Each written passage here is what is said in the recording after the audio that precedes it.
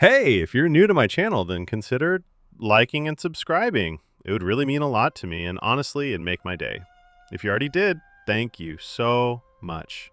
Oh, and by the way, if you like listening to fan fiction, check out my other channel. The link's in the description. Once again by Double M7. Lady Toki grants Luffy one last chance to correct his mistakes. Luffy was sent 12 years into the past in order to relive his life. Though there was a catch, he retains his 19-year-old mind and body. How will he change the world? For the better. Adios. The Zou party finally arrived at the foot of the massive elephant.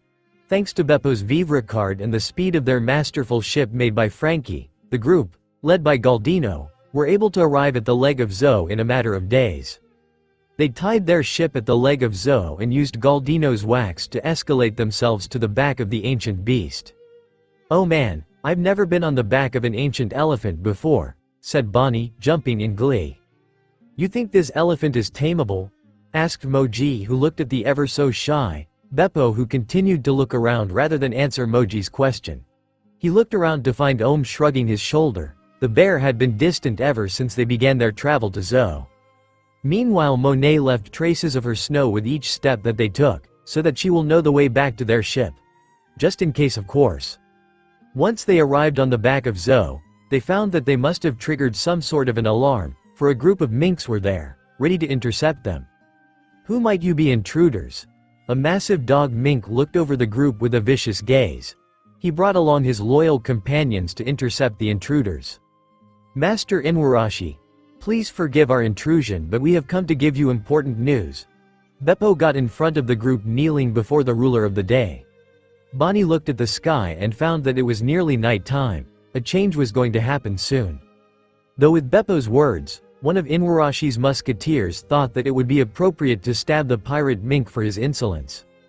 Before his blade could pierce through Beppo, Monet was able to get in between, unleashing a wave of snow throughout the area that completely froze the sword of the musketeer. Shishilian and Giovanni drew their rapier. Even Inuarashi drew his own sword, as he did not know where this was going. Galdino immediately matched up with the lead mink, while Bonnie and Moji faced off against the other two. Ohm found himself in a tight sword lock with a certain canine mink. "What is your name, warrior?" asked the lady feline. "Ohm, and yours?" But a rabbit mink jumped from out of nowhere and drop-kicked Ohm, making it an uneven battle. "Carrot, now why would you do that?" "Sorry sis Wanda, but he looked funny," said the female rabbit mink. "Enough of this, Inuarashi. We have come with some news," Galdino exclaimed, though the disdain in Inuarashi's eyes was evident. "Duke Inuarashi, the bell!" exclaimed Wanda as the signal bell was echoing throughout Zou. It was time for the shift, and yet Inuarashi remained firm. "Nia, dog. It is my time. Why are you still here?" Above a small hill was Duke Nekomamushi, the nocturnal commander. "Cat, your guardian, Zeppo, interfered with my time," Inuarashi exclaimed. "What do you mean, dog?" "Zeppo is right here," replied Nekomamushi, with the older brother of Beppo, standing beside the knight commander and comically waved at the group. In the company of Nekomamushi were Pedro, Peckham's, Rhodey, Blackjack and Keith. Pedro and Peckham's immediately went to aid their former crewmates. "Get your sword out of our face." Pedro stood in between Ohm and Shishilian. Peckham's was next to Bonnie. Meanwhile, Zeppo retrieved his brother Beppo, and it was an old-fashioned standoff. "Oh, well, this bear is still under your care." As the argument progressed, Galdino had enough, stopping the back and forth by revealing their purpose. "We are here by the orders of Straw Hat Luffy. We are tasked to ask for the assistance of the mink tribe to go to Wano and rescue Kazuki Momonosuke." At those strings of words, Inuarashi and Nekomamushi forget what they were fighting about due to the shock of hearing that name. "Lord Momonosuke is Lord Momonosuke." The cat and dog spoke at the same time. "This can't be," began Nekomamushi. "Trust them, my duke, for these were the people we sailed with for many years. They helped us understand some of the world history, until we had to separate due to the events 3 years ago." This was Peckham's plea. Hopefully his words were enough for the night duke. The morning duke was another problem. "Okay Pedro, Nia, I believe it then. To which Inuarashi agreed as he trusted the decision of Nekomamushi, despite hating him to his core. But did he really hate him that much though? So then our Lord Momonosuke has traveled forward in time with Lady Toki's powers, deduced Inuarashi, calming down. For our Lord Odin we must. Yes, it is through his sacrifice that we are alive. Nekomamushi looked at Inuarashi and the latter did the same. They stared off for a couple of minutes before seemingly hugging in unison, with tears welling from their eyes. The Straw Hat Party, Guardians, and Musketeers all shared a look of confusion. My friend, we must correct our mistakes from 20 years ago. This is the sign. Nia, our chance to right our wrong. Times like this don't come. Everyone still looked at each other in confusion, though the group was more loose when making their way back to Zou. Pedro and Monet walked alongside one another, and exchanged stories of the time that the minks separated from the Straw Hats, and what they needed to catch up to. I can't believe that he is alive, after all this time. Pedro pondered at the thought of the man who impressed him so much that he ended up following him to the Enland War, where the Emperor Whitebeard held a grudge against Mugiwara. Yeah, I couldn't believe it either, she said softly, touching her lips and remembering the fun they had together. Would he still be interested in her? He was already surrounded by so many powerful, beautiful women that maybe he forgot about her. Pedro had begun to talk about his time back in Zou, about how he was brought back to the Guardians by Duke Nekomamushi, then Zeppo and Peckham's were added to the crew as well. Then Wanda got beside the mink and planted a kiss on his cheeks. Monet looked between the two of them, wondering what that was. Oh, and I got married, Pedro said as he wrapped his arms around Wanda. Congratulations, exclaimed Monet, to which the rest of the crew chimed together. Then on another end of the traveling party, Ohm and Peckham's were having an equally interesting conversation. He still rubbed his neck from the dropkick that he received from Carrot. Speaking of the bubbly young mink, she was having a great time with Bonnie as they exchanged stories. The journey back to Zou was animated as everyone caught up, though in the front of the group, Galdino was talking with the two dukes, who became best friends once more. So my captain is asking for permission to copy your road poneglyph. We need it to further his quest as king. Inuarashi and Nekomamushi pondered the request, for it was their duty to guard this secret. For this Straw Hat fellow to know. How about this Galdino? You may obtain a rubbing of it, but we will hold on to the rubbing. Once we meet this Mugiwara, this will determine whether we will give him this information or not. Sounds good to me, Galdino responded, and off they went. Then a small gathering was put together, where Inuarashi and Nekomamushi proclaimed their mission, recruiting any minks who are willing to share their strength in the coming war. Who's with us? Asked the two dukes in unison, to a response of an resounding, yes. After successfully making a wax rubbing of the road poneglyph, giving it to Inuarashi as per their agreement, Galdino joined the group outside, catching the tail end of their conversation. I'll deliver the message to Dawn Island, offered Zeppo, to which the group agreed. Okay, then our next course of action. Wano, said Galdino as he was in charge of this group. Being part of the crew during the 2-year training period had made him a powerful member of the Straw Hats. In fact, in a straight-out battle, he could probably beat. Well, no point of comparing with allies. No objections from the rest of the party, and with the newfound peace between Nekomamushi and Inuarashi, the Straw Hat Mink alliance was underway. Dawn Island with Luffy way in their grief, gathering together to strengthen their bond. Luffy sat alone in his room, wanting to be left alone. It wasn't a good look for the Supreme King to be seen at his lowest point, it would ruin morale. So he disappeared at the first chance that he could. Though a certain blue-haired princess wasn't going to let this deter her. His other queens would have come to, if they weren't holding a vigil. A certain headstrong young woman, who waited 9 years to finally be with Luffy, found her way in front of his door, opening them to reveal a man, deep in his own feelings. One hand over his face as his back faced the door. Vivi slowly made her way to him, gently placing her hands on his firm back. He jumped at realizing that he was not alone. He slowly looked up at her between his hands and found that her presence was soothing. I am not the strong man that you remember me to be. Luffy was at his lowest point, losing his friends and nearly losing the ones he loved. He doubted himself, even slightly, but he was going to bounce back, he just needed some time. You are Luffy. She took a seat right next to him, leaning into his arm. He wrapped his arms around Vivi, whiffing in her amazing smell.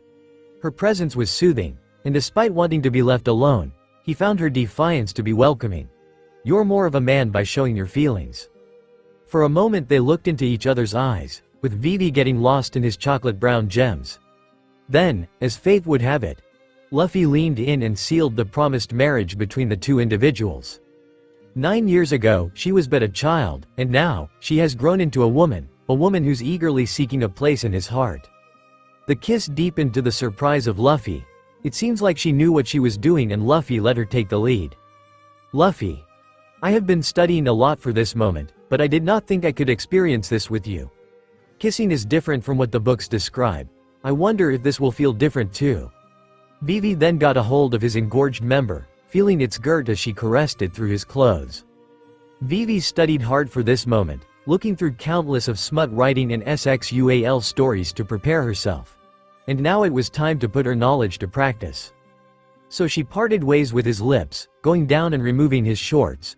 She marveled at his size, finding it to be bigger than she anticipated. No matter, from her understanding, the saliva and her mouth will bring a lot of pleasure for her future husband. And so, for the first time in her life, she took his entire member around her mouth. She found that the size was truly magnificent. No books nor stories could match with the feeling of pleasuring the one you love. Luffy let out a soft moan, as he watched the blue-haired beauty learn as she went, finding her groove and learning on the fly on how to make him feel good. And yet it wouldn't be right for him to be the only one receiving pleasure, for he was going to blow her mind. As Vivi enthusiastically took everything in, Luffy pulled her away and gently placed her on her back. "Luffy, no," she began as she grew red from his gaze. He had begun to undress her slowly, enjoying every inch of her body. He removed her bra to reveal her bust, grasping them with both hands and massaging them. Never had she been touched like this before, and the sensation was amazing. It made her heart beat out of her chest, as the man she was going to marry was going to have all of her. "Would you like me to continue?" he asked softly as his mouth hovered over her nipple, both hands ready to pull down her skirt. "Please," she nearly begged, for her books told her that this part was the most amazing and life-changing experience that two lovers could experience. So he did as she asked, trailing his kisses from her breast to down below, and slowly but surely, removing her underwear. She tried to cover her slit, but Luffy removed them and admired her bare body. He then began to move his hands around her private area, opening the lips slightly to reveal her jewels. She tensed at his stare but quickly turned into electric pleasure as his tongue began to do things that she never thought she would ever experience. The tip of his tongue tasted her bottom lips, the juicy delightful feeling as his tongue explored her made her shiver, which in turn made her moans grow louder and louder. "Luffy." All she could do was moan his name as he began to go faster and faster, until finally he stopped, which made her yearn for his attention. "Why have you?" she began to ask, though her answer was his member, pointed directly in between her thighs. Then she understood that he was wanting entry. "Please, give it to me, my Luffy," Vivi begged, which was music to his ears. "Tell me if it hurts." And like the gentle lover that he was, Luffy slowly entered into her, finding her tightness to be an amazing feeling. Though once the initial entry feeling finally passed, her eyes nearly rolled at the back of her head as he began to move. Vivi felt her inside flare up from the pleasure he was giving her, and to make the feeling intensify, Vivi began to move in conjunction with his movement. Not only did it stimulate her senses, it put him on overdrive as well as she equally grinded. Then, it finally happened, for the both of them, with Vivi shaking violently from the new feeling that coursed through her. And while she came, Luffy did too, all over her, showering her with his. After the intense intercourse, Vivi licked her lips. "I could get used to this," she said teasingly as she got on all fours, making sure her back was aching for a better view for Luffy. Knowing that this is supposed to be a trigger for guys. "More please, baby." "Yes, ma'am." For that moment, Luffy forgot his sorrow, sharing this special moment with the woman who waited for him for so long. He had to get ready, because all his queens were waiting patiently for their turn. Hancock had shared his bed on a consistent basis since his return. Robin did as well, sometimes both at the same time. Viola has returned to his side and now Vivi has given herself to him. There was also Nami who craved his attention, and Reiju who tagged along despite her family going a different direction during retreat. Did he just bite more than he could chew? Luffy went several more rounds with Vivi, immediately putting her to sleep after some time. He then slowly got up and left the room, electing to be with himself once more. His pace took him to Area X, where he found peace in the emptiness. He began to walk to the center of the arena and he just stood there, once again deep in his thoughts. This is my fault. Though he was in grief, he had enough sense about him to take a step back after sensing an incoming sand saber straight off the ground. Suddenly the light turned on and revealed the Sand King, standing next to the light switch. He still had his cigar over his mouth and sand swirled around him. In annoyance, Luffy immediately yelled at Crocodile. "What the fuck is this?" he exclaimed, and despite challenging an emperor, Crocodile continued to pursue him with his sand. Luffy finally had enough, activating Gear Second and electing to punch Crocodile for some answer. So as the sand user got close, Luffy stamps down his golden hook and uses his free hand to deliver two perfectly placed 1-2 punches. Crocodile was rattled but maintained his pissed off expression. "I told you I'd kill you if you ever showed any weakness." Then his vision power kicked in, returning to the aftermath of Alabasta and their travel to the New World. "Well, I did everything that Cobra said, just that I had the goal to eventually overthrow his kingdom and take over. Eventually get my hands on Pluton with the help of Robin, possibly aim to destroy the Holy Kingdom and say good riddance to those celestial dragon bastards. So what? Big whoop, you wanted to be king. If I didn't come along I would have found a way to stop you eventually, just how the universe works. So what then after Dressrosa? Become one of my commanders. Sure, but the first chance you drop your guard, I'll kill you, and I ain't calling you captain. You just did. Fuck, ain't happening again." Chapter 17. And here he was, doubting himself, and just as promised, Crocodile was here to kill him. Returning to the present, it hit him. Crocodile was just trying to wake him up, to not blame himself for the events and to be the captain to the people that they all expect him to be. So just as Crocodile descended with a sand spike, Luffy sidestepped at just the right time, then delivered a powerful punch through the face of the sand user. He must have broken his facial bone into different pieces. Nothing the doctors can't fix. Thanks for this, Crocodile. I'll see you in the briefing room in about 20 minutes. Tell everyone. With that, Luffy left the bloodied Crocodile on the ground of Area X. He adjusted his broken jaw on the sand user. Well, he actually had a smile on his face. Fucking finally. Welcome back, Captain. Straw Hat HQ. What is this? Where am I? Seems like I am all over the place. Several particles floated around the air, floating close enough to maintain his consciousness, but far enough that he could not form his body once more. Oh, am I dead? Flashes of his overwhelming defeat at the hands of a certain swordsman filled his mind. The enemy's invisible blade went through him, and it was painful. He thought he died, but instead his body must have reacted on its own and dispersed itself into tiny little gas all over the facility. For such a brilliant man, he was sure confused about this automatic reaction. Wait. I'm a smart man. That's right. But how do I get back together? His scattered gaseous parts were all over the place. Though below, he could feel the people he called friends. They were frantic and he felt like they needed him. Maybe they will be happy to see him. Maybe he can help them feel better. So with using sheer willpower and belief that he could do it, Caesar the Clown reformed once more. After many days in absolute suspension, he was finally back together. And the first person to see him turned out to be Jin, who remained in survivor's guilt. And the first thing, the Tofa user. He slowly approached Caesar, eventually embracing the gas user and crying into his arms. What happened?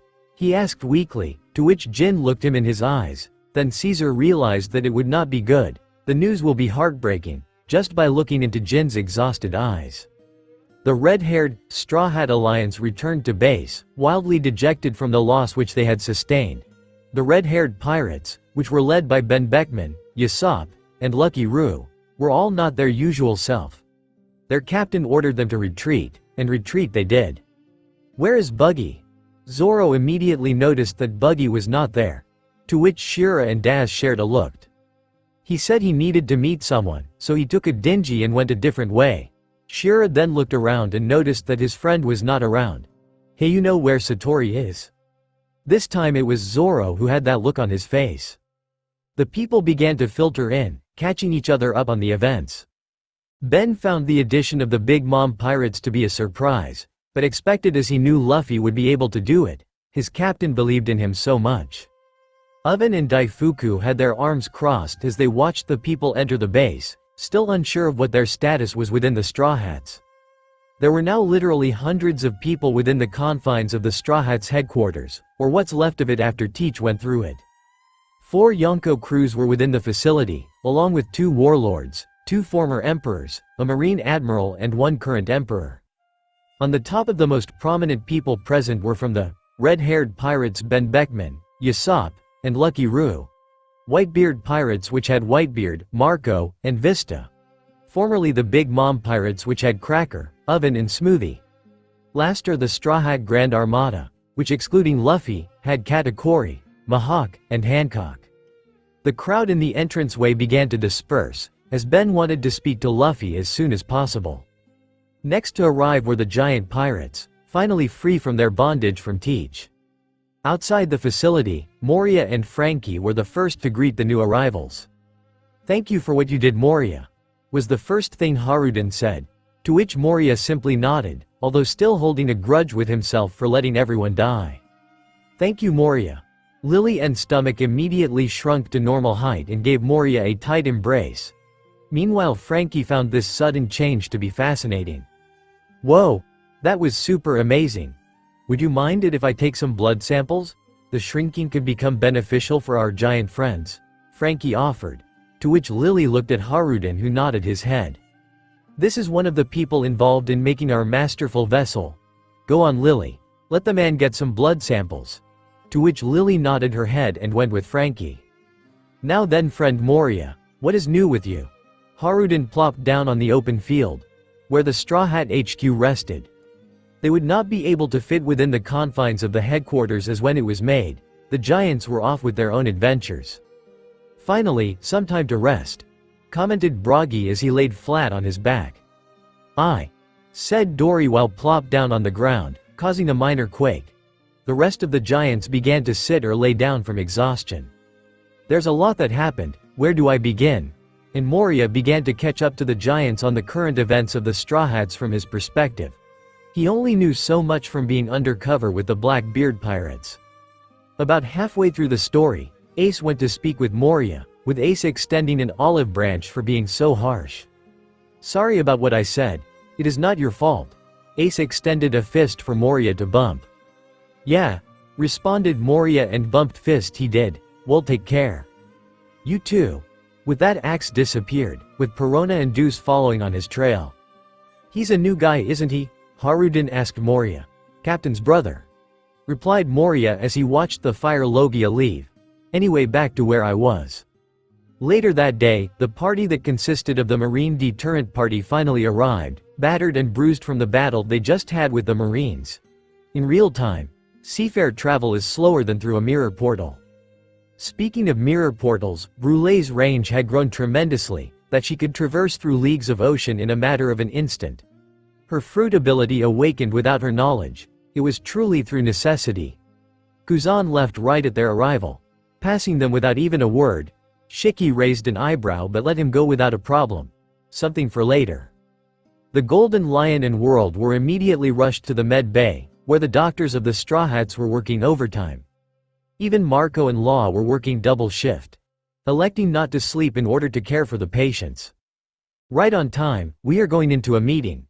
Enel was the one to greet the group, sensing them arrive even from deep underwater. "You wouldn't believe how fucking outmatched we were."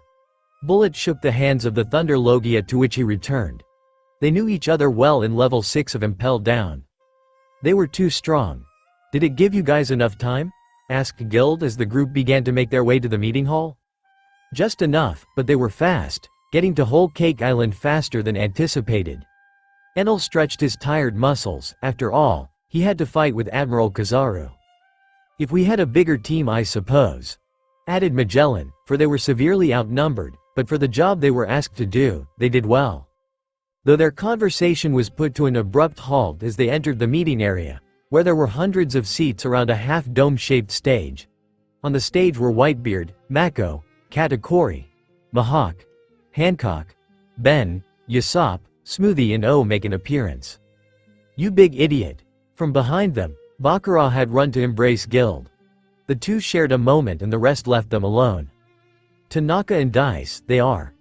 Damn that teach," said Guild, nearly crushing his own hand with his own power.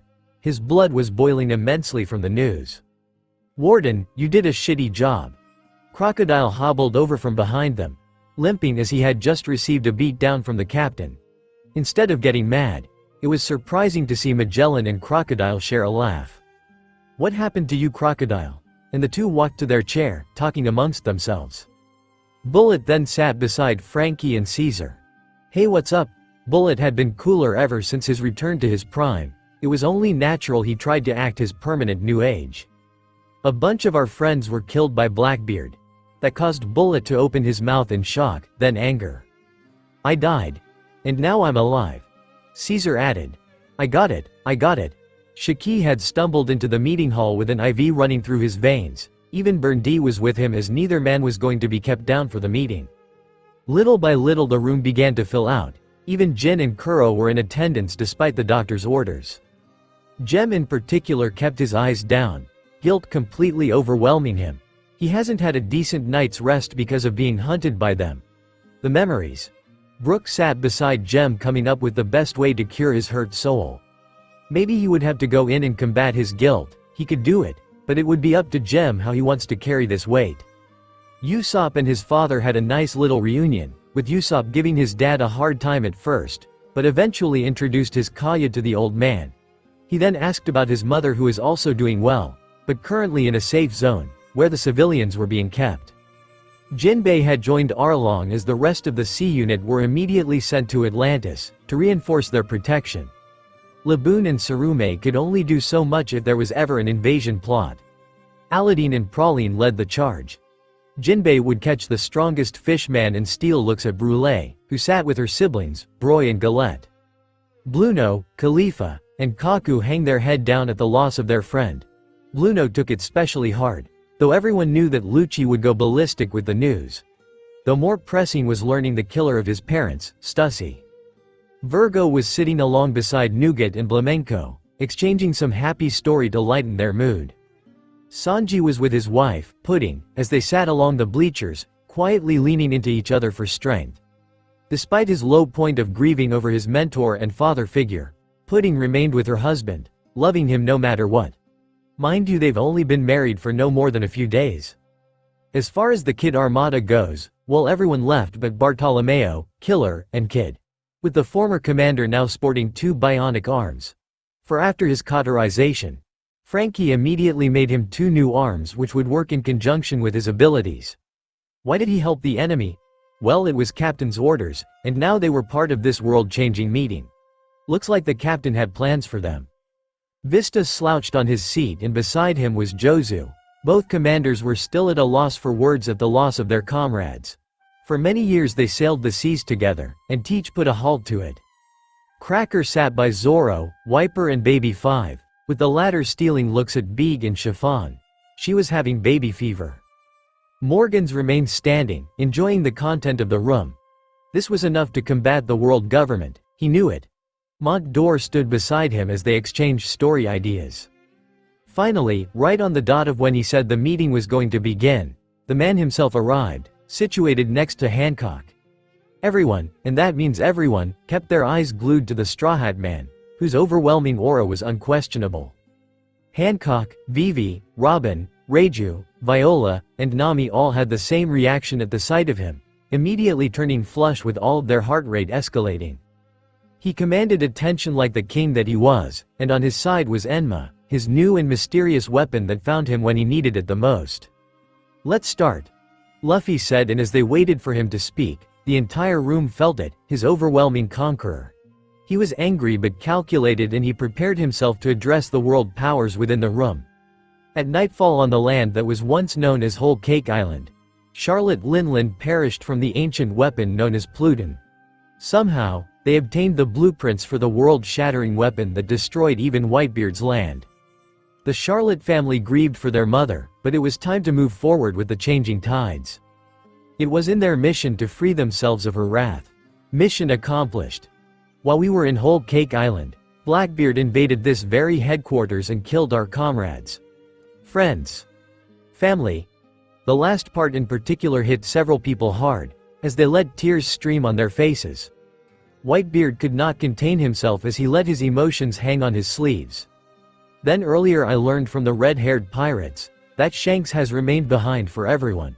So I see it that we have 3 different paths to go. He raised his hands and raised his thumb. 1. We go after the bastard Teach and murder him for what he did. Then he raised his pointer finger. 2. We go after the world government for creating weapons of mass destruction and end the tyranny of those fuckers.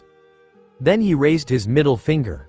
Or 3. We go after Wano and destroy the establishment which provides the weapons for Blackbeard and the world government, effectively cutting off their artillery supplies? He left it for the people to decide, remaining on his feet to take any comment. Let that sink in for a moment and respond with what you feel. I said it before, and I'll say it again, Mugiwara, in this trying times and even our battle from 9 years ago. I choose to protect those who are dear to me. With the loss of half of my division, my children, I have no place in being called an emperor. So there's only one thing for the Whitebeard pirates to do. Everyone held their breath in anticipation. To which Whitebeard walked up to Luffy, in his mighty brilliance and form. He extended his hands out. We are joining the Straw Hat Grand Armada. To this Marco, Jozu, Vista, Flamenco, and Izo stood up, showing their agreement to this action. To seal the proposition of Whitebeard, Luffy took his hands and looked intently into his eyes. Thank you. Thus the remnants of the Whitebeard pirates were now merging with the Straw Hat Grand Armada. A sound of shock echoed throughout the room. With this, I entrust the decision to you in the next course of action. I heavily leaned to go after Teach. But the government targeted me. Though that wasn't it. No, it wouldn't, as it was now Oven's turn to speak after their exchange. We of the Charlotte family owe it to you to grant us the freedom that we could never experience before. Part of our family will branch, to rebuild as they would like to live normal lives. But there are a select number of us that will remain as pirates, and we wish to be placed under your flag. Will you take us, Mugiwara? It was Oven's time to approach Luffy, standing before him and extending his hand out to seal the new alliance. I will, as any family of Katakuri is family to me. With that, Luffy took Oven's hand and firmly shook hands with him. This received a round of cheer from the group, with the members of the Charlotte family who remained pirates nodding their head in agreement. From Pudding, who continued to lean on the chest of her husband, to Smoothie and Cracker. Daifuku, Broy, Galette, Nougat, Noisette, Raisin, Custard, Chiffon and of course Lola stayed on due to being the original group to plan the end of their mother. Then others who decided to stay were SN Opera, Bascarte, Saint Mark, and Marble. Mont d'Or also joined, but on the caveat that he will not be in the front line, as all he wants to do is do all things. This is why Morgans and him immediately hit it off, as fellow journalists. Praline was with Aladdin in Atlantis, and that was the former Big Mom Pirates, joining the new Straw Hat Pirates. And as far as the next move, we are extremely pissed at the Marines for sending down 3 Pluton upon our homeland. But we leave the decision to you. With that, Oven returned to his place, leaving Ben as the representative of the red-haired pirate to address the room. Holy shit, Ben began, to which the room laughed. Well, we're not joining the Straw Hats as our goal is to go save Captain Shanks and Wano. And to kill 2 birds with 1 stone. There is some sort of partnership between Kaido and Blackbeard. So it is possible he would be there. So my vote is to go to Wano. Wano would be most beneficial for you, Mugiwara, for Kaido has a road poneglyph in Onigashima. As far as I know, Blackbeard has none, and therefore your revenge would not result in anything for your play for Pirate King, other than satisfaction. Morgans chimed in, causing murmurs to begin around the room. I have come to a decision. His voice commanded attention, and attention he received. Blackbeard and the world government will have to wait for their turn. We are going to Wano. To this, the entire room erupted in cheers, fired up for their next course of action. It made the most sense for Luffy as time travelers are there. Orochi is a bastard that needs to go.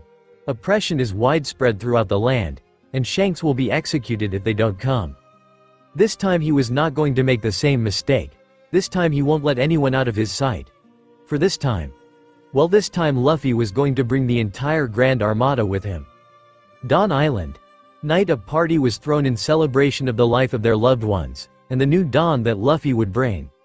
They could not stay sad, for they would have wanted them to move on and live their lives. Gone, but never forgotten.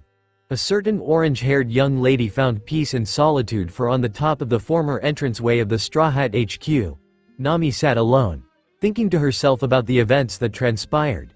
She liked this spot because it grew a delicious tree full of oranges. I wonder if Zeus and Prometheus would have been great companions. She thought out loud as she reached for the highest fruit she could grab, not looking at what she grabbed. She remained in her thoughts as she unknowingly bit into something that she was not supposed to, for the fruit which she ate was unique to Dawn Island, and it just so happens that her soul ached greatly from the loss of her new friend.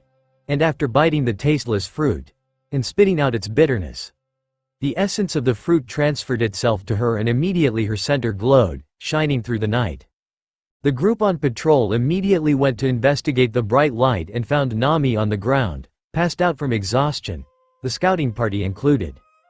Sanji and Reiju were the duo who went to aid Nami, with Reiju bending over to hold Nami up along her lap. "Is it an attack?"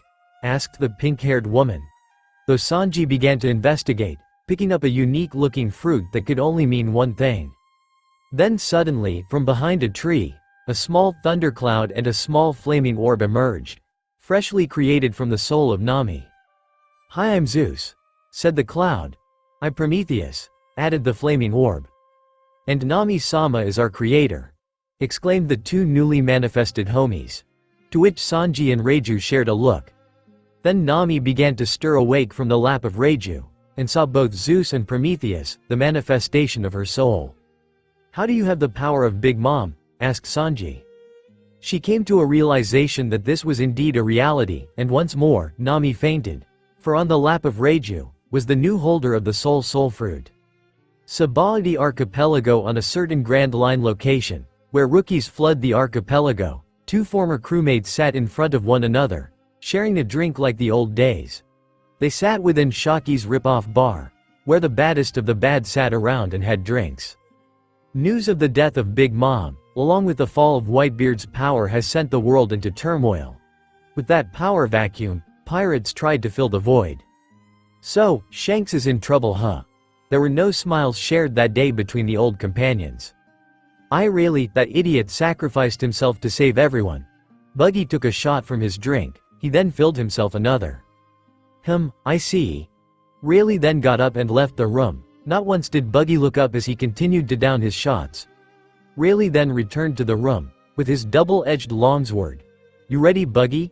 The clown then took another swing of his drink, and another, until finally he got up on both feet. "Ready." And the clown and the Dark King left the bar, with Shaki locking the gates, as she too had a personal stake in the matter. She held a massive sniper over her shoulder as it was time for the former member of the Rock Pirates to rejoin the world. To Wano they go. Straw Hat HQ. In preparation of the travels to the land of Samurai's, Luffy has a meeting with the leaders of the divisions in his crew. He handpicked them based on merit as well as overall strength. His armada was filled with monsters, so it would take absolute monsters to lead their division. Yoi. I never thought that I could be involved in something so grand. Marco the Phoenix was his name, the former 1st Division of the Whitebeard Pirates. Now he was the head of the medical division. He was joined by Law and Chopper, who will jointly act as his right and left-hand man respectively. I can't believe your pineapple head is still kickin' this day and age. Douglas Bullet was formerly a product of his age, though no longer was he crippled by said age, as Bonnie made it so that he was in his prime. The new age and the undeniable king that is Mugiwara converted Bullet into a loyal Straw Hat pirate. Now he heads the research division. He was joined by Frankie, who will work in tandem with the mechanical genius. "Oh shut it, Bullet. I thought you would have died back then. Guess you were tucked away in level 6. This more edgy and serious Buggy the Clown was strange, yet amazing to witness. The former member of the Roger Pirates was now the weapon division commander. He was joined by Usopp, who gave him sound advice on what they should work on. I feel as though we should attack from two fronts. This way our pincer strike will work in tandem with the forces we have in Wano. Don Quixote Corazon had been with the Straw Hats since the death of his deranged brother. He was tasked with heading 2 divisions in the absence of the other unit's commander. He was in charge of the intelligence division along with the infiltration division. Though Kaku and Robin worked with Corazon in leading their said division. Excellent play. His responses were rare, yet when they were there, people heard his voice. The world's greatest swordsman analyzed the draft of their move. Dracule Mahawk was joined by Roronoa Zoro, as they jointly headed the sword division of the Straw Hat Grand Armada. Being the first ever crewmate of the captain, he took certain pride in being with this group of people. I need to crunch the numbers, but if I play this right we should be able to supply our journey. Guild was the man on top of the financial division. He was joined by Nami, whose vast knowledge in anything related to belly was well received, though her navigation skill was the primary resource of the Straw Hat Grand Armada throughout their journey. Now that she had the soul fruit, well, she has become a true monster amongst the Straw Hats. As a new member of this group, I wish to suggest that our food supply will need to go through the middle of the war. This war will span days, even weeks. So I will need supplies to go to our troops so that we do not lose out on our morale. Being the newest member of the Straw Hat Grand Armada, he took his knowledge from his leadership role with the Big Mom Pirates, and used it here. He was joined by Sanji, who nodded his head in agreement. Oven headed the cuisine division of the Straw Hats. Excellent point, Heatman. I wish to partake in guarding our supply run as this is important for our success. Enel patted Oven in the back, backing him up on his suggestion. He was the head of the guerrilla division, meant to act as their own party with the flow of the war. With that big-ass waterway down the center, it should be no problem for me and my unit. We can puncture a hole through their center, but you better be there to go and support us. Arlong was the head of the sea division. He was joined by Jinbei as the rest of their unit were currently in Atlantis to guard their people. Once the war begins, they will be there in Wano. The one that Arlong was addressing was Whitebeard. Garara, you damn brat, what do you think of me? Edward Newgate was a former emperor of the sea. A man who lost against Luffy in the Enland War, lost half of his family, and now found more people to call his own. What a crazy life. But if he gave up, he would just spit on the memory of his children. He had to go on for his people. He currently sat on top of the vanguard units, where prominent monsters and heavy hitters sat. He was joined by Crocodile, who formerly headed the division. But due to the merger, the captain had assigned Whitebeard to the lead role. No argument there. Last, but not least, was the man second only to the captain. The head of the strategic division, Katakuri. Another former emperor of the sea, who lost his position due to his love for his siblings. Now he did not have to choose, for his siblings are right here with him. Beside him was Brooke, who was one of the most intelligent people in the Straw Hats. Let us begin. Katakuri headed the meeting, with Luffy and Hancock at the head. He never went to any important meeting without his queen. Wano currently sits on the top of a world phenomenon. As the new world is ever so vast in oddities, Wano sitting on top of a giant waterfall is not so surprising anymore. Guild make sure our funds are in a steady flow, otherwise, this whole operation falls apart. Don't worry about money. Spend what you need, and then some. I got it. The gold user responded confidently. So here is our first hurdle, getting our entire armada through this hurdle. He then looked at Arlong. Upon careful consideration and suggestions from my group, we found that the best way up this massive waterfall will be with Tsurume and Laboon, towing our forces up this steep climb. No problem. Arlong replied confidently, for their sea leviathans were up for the task. After we get up the waterfall, we have to adapt as we go. We'll send those who can fly to scout the land as safe as possible. He then looked at Marco. You will need to put a unit together for this scouting mission. No problem, Yoi. Marco replied with his arms crossed. He already had people in mind for this mission. Once we put together an outline with Nami's cartography, we can begin distribution of our forces. Continued Katakuri. Bullet. I need a failsafe mechanism that can propel us through the waterfall in the event that Laboon and Tsurume receive a push back from the beast pirates. Easy. Replied Bullet, to which Frankie already handed him with handwritten blueprints that he manifested in the short time that the plan was given. Now, as we make way through the land of Wano, Kaido will definitely sit at his own home base. This is where we go immediately, taking on the Emperor head-on, with our entire fighting force. So Whitebeard and the giants will pierce through the center of enemy forces. Oven will funnel the supplies and Enel will act according to the situation. Good with me. Okay. Oven said. I will be there for the supply, you can count on my unit, Enel said to Oven. Then that leaves you, Captain. If our calculations are accurate, the Minks will arrive a few hours earlier than us. Then those who actively oppose Orochi will rise up. All you have to worry about is taking down Kaido. Then so be it. Excellent plan. Luffy then stood up, joined by the rest of his commanders. Rest up. We sail at dawn. Meeting adjourned. With his announcement, the occupants of the meeting room began to disperse, working on their plan and relaying the information to their groups. Katakuri, Strategic Division. Anyone want to add anything? Asked Katori as he went over the plan for the umpteenth time. I don't like it. Bojack voiced his concern as he looked at the battle map. Their understanding of Wano was severely limited to public documents and personal accounts. Even then they still needed more information on it. Essentially we are blind going into this unknown territory. That's why Marco will go ahead to scout, said Beeg, another member of the Strategic Division. Limited information, which we will have to process and adjust our plan according to the data we get back. Kuro was on board with what Bojack said. We need more time. We don't have time, the Minks are already heading that way. Red-haired as Giant fail again. Those damned Marines got us good, but we're prepared this time. Shiki got up and stretched his body. He had been out of the intensive care unit for a couple of hours and is now back to almost 100%. Once this is taken care of, and we have some understanding of the landscape, we should be able to work swiftly with our next course of action. Pudding, the wife of Sanji, was placed in the Strategic Division due to her vast intellect and repertoire in taking down Big Mom. Sounds good to me. Did anyone see Brook? Asked Kuro. With Nami for training, replied Bojack. The last two members of the Strategic Division were Brook and Monet. The latter was already headed to Wano with the Minks. Speaking of Brook and Nami, they were currently training in Area X, where Nami was tasked with honing her abilities. With Brook's mastery of his soul, he was able to guide Nami with the best advice that anyone could give. Think of it like an extension of yourself. Your soul is what guides you, they are essentially you.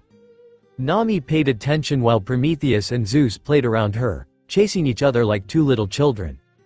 See how Zeus and Prometheus are like little children? This is because of how much of your own soul you gave them. If you give them more, they will be more mature or however you'd like them. Brook then emitted green cold air from the bottom of his foot. He began to float with his power. This is an extension of my soul and I can do many things with it. But with your ability, as long as your soul is stronger, you will have domain over other souls. So I have domain over you? Yo-ho-ho, try me, Nami. Replied the skeleton jokingly. But Nami knew that Brook was too strong to even try, plus she just said it in jest. Try it, Nami, call upon Zeus. Okay. She then commanded Zeus to approach her. Alright Zeus, I'm getting on. She then hopped on the back of Zeus and the manifestation of her thunderous soul immediately shot her through the sky. Aw. Come to think of it, how was she able to piece her soul into Zeus and Prometheus? Was it the burning flame which burned bright throughout the night air? Was it the heavy alonimbus that was directly above her when she consumed her new ability? She can't really say as she was passed out from the entirety of their creation. Hey, how is everything? Nami jumped in more shock as she found the captain gliding beside Zeus. Mind you, Zeus was going fast, but the captain was keeping up like it was no problem. Nami did not even get a chance to respond as her soul told her to flee, to run away from him. Why did she run? Well, she did not want to blurt out anything unnecessary. Especially her pent-up confusion right at that moment. Maybe later, yeah. In the meantime, Luffy decided to land next to Brook, confused at Nami's response to his action. What was that about? Asked Brook. Beats me. Luffy replied with a shrug. Hey babe, you should go after her. I have a feeling that she'll tell you if you approach her. Hancock embraced him and gave him some advice. She had a feeling about Nami. While you do that, I'm going to catch up with Viola. She gave him a kiss on the cheeks. Bye. Luffy then looked at Brook, to which he shrugged right back at him. Women. Enel, Guerrilla Division, Mugiwara. Mugiwara is, Bartolomeo sat at the corner of the room talking to himself. He elected to remain with the Straw Hats on his own volition. With his wild nature and unpredictability, he was perfect for the guerrilla unit. So freaking cool. The legend himself is back. The reason why I began piracy. Bartolomeo's eyes twinkled at the thought of the Straw Hat Man. Meanwhile, Enel laughed at Bartolomeo's antics. Imagine, not even a couple days ago, the fanboying pirate was a member of the Kid Fleet. Other than Bartolomeo, Gedatsu and Django were the only members there in Enel's group. Beppo, Zara, and Galdino. Zeppo, who delivered the message of the Minx Straw Hat movement toward Wano, stayed with the guerrilla unit in place of his brother. "So any problem with our plan?" asked Enel to their guest. "Sounds good to me," replied Zeppo, observing Bartolomeo and his funny antics. Shira then tapped Bartolomeo on the back, to which he turned immediately and exclaimed how much the captain was so cool. A fit of laughter erupted from the group. The guerrilla division was going to have a lot of fun together. "Whitebeard, Vanguard Division," I said. "Strike him down." Whitebeard commanded the members of his division, which he paired off to spar. This is the best way to sharpen the senses, so this is the way he led. The former Emperor of the Sea was ready to take out his frustration with the Beast Pirates, and his former crewmate. To those who wondered why Whitebeard, the man at the peak of his power, joined the Luffy, well, it was because Luffy inherited his will. All Whitebeard once was a family, and this was it. The Straw Hat Grand Armada was the family he always wanted. To his children who perished, he must go on for them, they all must. So here they were, the Vanguard unit along with the giant pirates, sparring till they could not move any longer. The doctors were going to be frustrated, but oh well, they will have to treat them back to near top form. Crocodile, Uroge, Scarlet, Burndi, Scarlet, Moria, Daifuku, and Jozu. Kid was added to the crew as his spirit was initially broken, but his sparks returned with renewed life. His purpose was to pay for his sin, understanding that this man is a whole different level. Haruden led the giant pirates, as his forces were ready for the upcoming war. He wanted to get back the Blackbeard bastard, especially that damned Sun Yuan wolf, but he has to go with this group, for the highest success rate in his mission. "You won't even dent through the front row with that weak-ass effort." I said. "Push," exclaimed Whitebeard, to which the division got pumped up, pushing themselves through their limit. "Shut your mouth, Whitebeard." Crocodile sliced down Moria, but he was pushed back with a shadow spike. They were pushing each other, which was what the commander wanted. That's it. Whitebeard observes with a giant smile on his face. Though unexpectedly, he received a mace through his face. Though he caught it with one hand. "What is this, Dory?" "Get in the fun, Whitebeard." Dory tried to push through, though Whitebeard was too strong, and he pushed him back with ease. This was fun. Corazon, Infiltration and Intelligence Division. Good. Corazon looked around the room, and no disagreement from anyone. The intelligence unit gained 2 new additions in Mont d'Or and Morgans. Though they lost Jabra, their friend and family. On the other side of the division were the Infiltration Division. This unit involved Robin, Virgo, Bon Clay, Izo, and Reiju. No questions from his squad either. Okay, well, that is all. Interestingly enough, the group got together and exchanged words with one another, with Robin comforting the former Cypher Pole 9 agents. "I'm so sorry," said Robin, to which Bluno and Khalifa immediately fell back to tears. Kaku remained strong, but tears were threatening to fall from her eyes. "We're going to win for Jabra," said Kaku. "For Jabra," echoed Bluno and Khalifa. Virgo raised his glass of water to this and took a drink. "For Jabra." Meanwhile, Reiju joined Morgans and Mont d'Or as they had somewhere to be. "No more world economy news, Morgans?" asked Mont d'Or, as they knew each other from the working relationship between Big Mom and Morgans. "There is, but the world government bastards overtook it. I sent my people around the world to spread the news that Morgans no longer head that news brand. This way people will lose trust in the source and thus it will fail." "You are conniving. It's an admirable trait, Morgans," Reiju said as they made their way to meet with Marco for their scouting mission. "Thanks, Princess," replied the cocky reporter. "Oven, Cuisine Division. We need enough rations to be back up to our regular supply. Do not mess this up or our people go to hunger. Sanji commanded as he took over the leading role of the kitchen while Oven was still getting used to his position. Zeph would have wanted him to go on, to grow, to live his life. And this is what he was doing, through what he knows best, cooking. Impressive brother, you command this unit with ease. It is your unit. The two new brothers found themselves working together on a non-perishable beef jerky. Emergency ration is necessary for long-term war. Hey man. Yeah, what's up? Asked Oven. I never had a proper family. I hope you guys are with us for good, because if not, I do everything to protect my family. It was a warning, but at the same time, it showed how much he cared for the Straw Hats. Don't worry Sanji, as you are the husband of my sister, and Mama no longer terrorizes this world. We no longer have the ambition of being the dominant family that we were before. The former members of the Big Mom Pirates are now with the Straw Hats. We want to see this man rise to the top. After a short time, other members of the cuisine division caught the conversation and smiled to themselves. Gin, Brulee, Sugar, Nougat, Flamenco and Noisette. Bonnie would also be in this division, but she was in the Zo party. Good, replied Sanji. He was glad that they were at an understanding. Brother. The cookie, Brulee, was commanding the newest edition of the Straw Hats as she had the most experience with the group. It was a fun experience. Ah, my bad, my bad. Noisette was comical in his attempt to pull out a half-burned cookie tray as he burned his hands in the process. Ow, ow. The former Big Mom Pirates were fitting right in.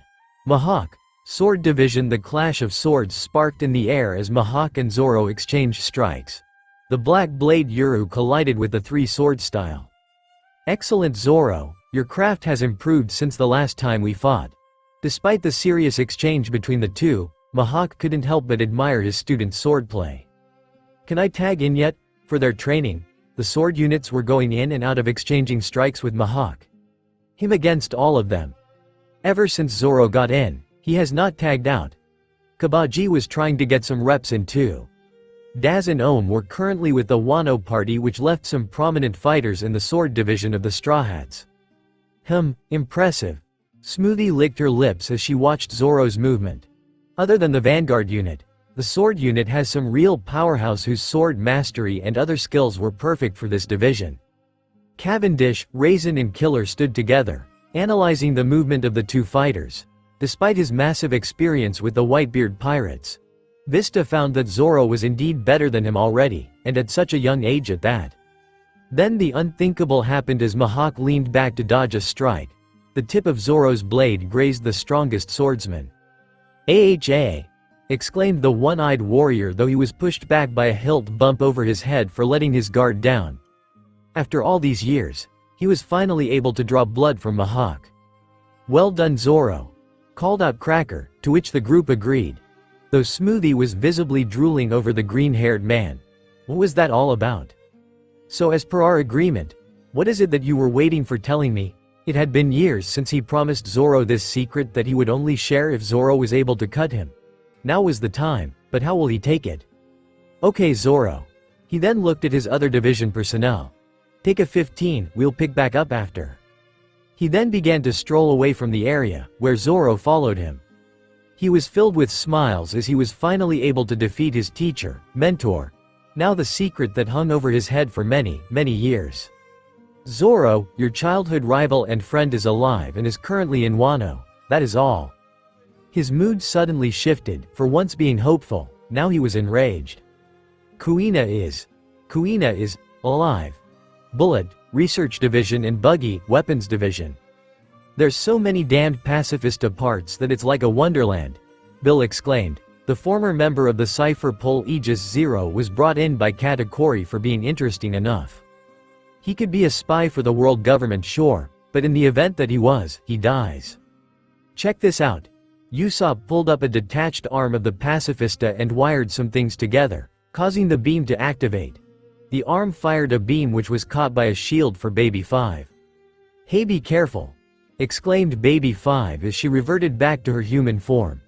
Wiper had been scavenging parts alongside his girlfriend when the beam went straight for them. "Come on, pick up the pace. We need to get these damn things figured out." Bullet worked in tandem with Buggy as they headed a division nearly similar with one another. Bullet had Frankie, Caesar, Senor Pink, Indigo, and Gyrom in his research division. Buggy had Baby 5, Wiper, Usopp, Gem, and Bill in his weapons division. I like that Frankie, but I want something bigger. Buggy was talking to Frankie about the blueprint he concocted. You sure about this, Buggy? Frankie began to revise the weapon, to which Buggy eagerly nodded. The bigger the damage, the better. He then proceeded to point out some flaws in Frankie's design. This is pretty crazy, huh? Indigo was speaking to Gyrom. Yup, was his response. The research and weapon division were picking up the pace, for they had a deadline. I'm going. Caesar was going off on the scouting mission, but he was stopped by Gem. Hey, I'm glad you are okay. Their exchange was gloomy, but it was a ray of light at their darkest hours. 3 survivors from a cowardly attack. Yeah, I'm glad you're okay too, and with that Caesar left. Tragedy struck the Straw Hats, but now was a new dawn.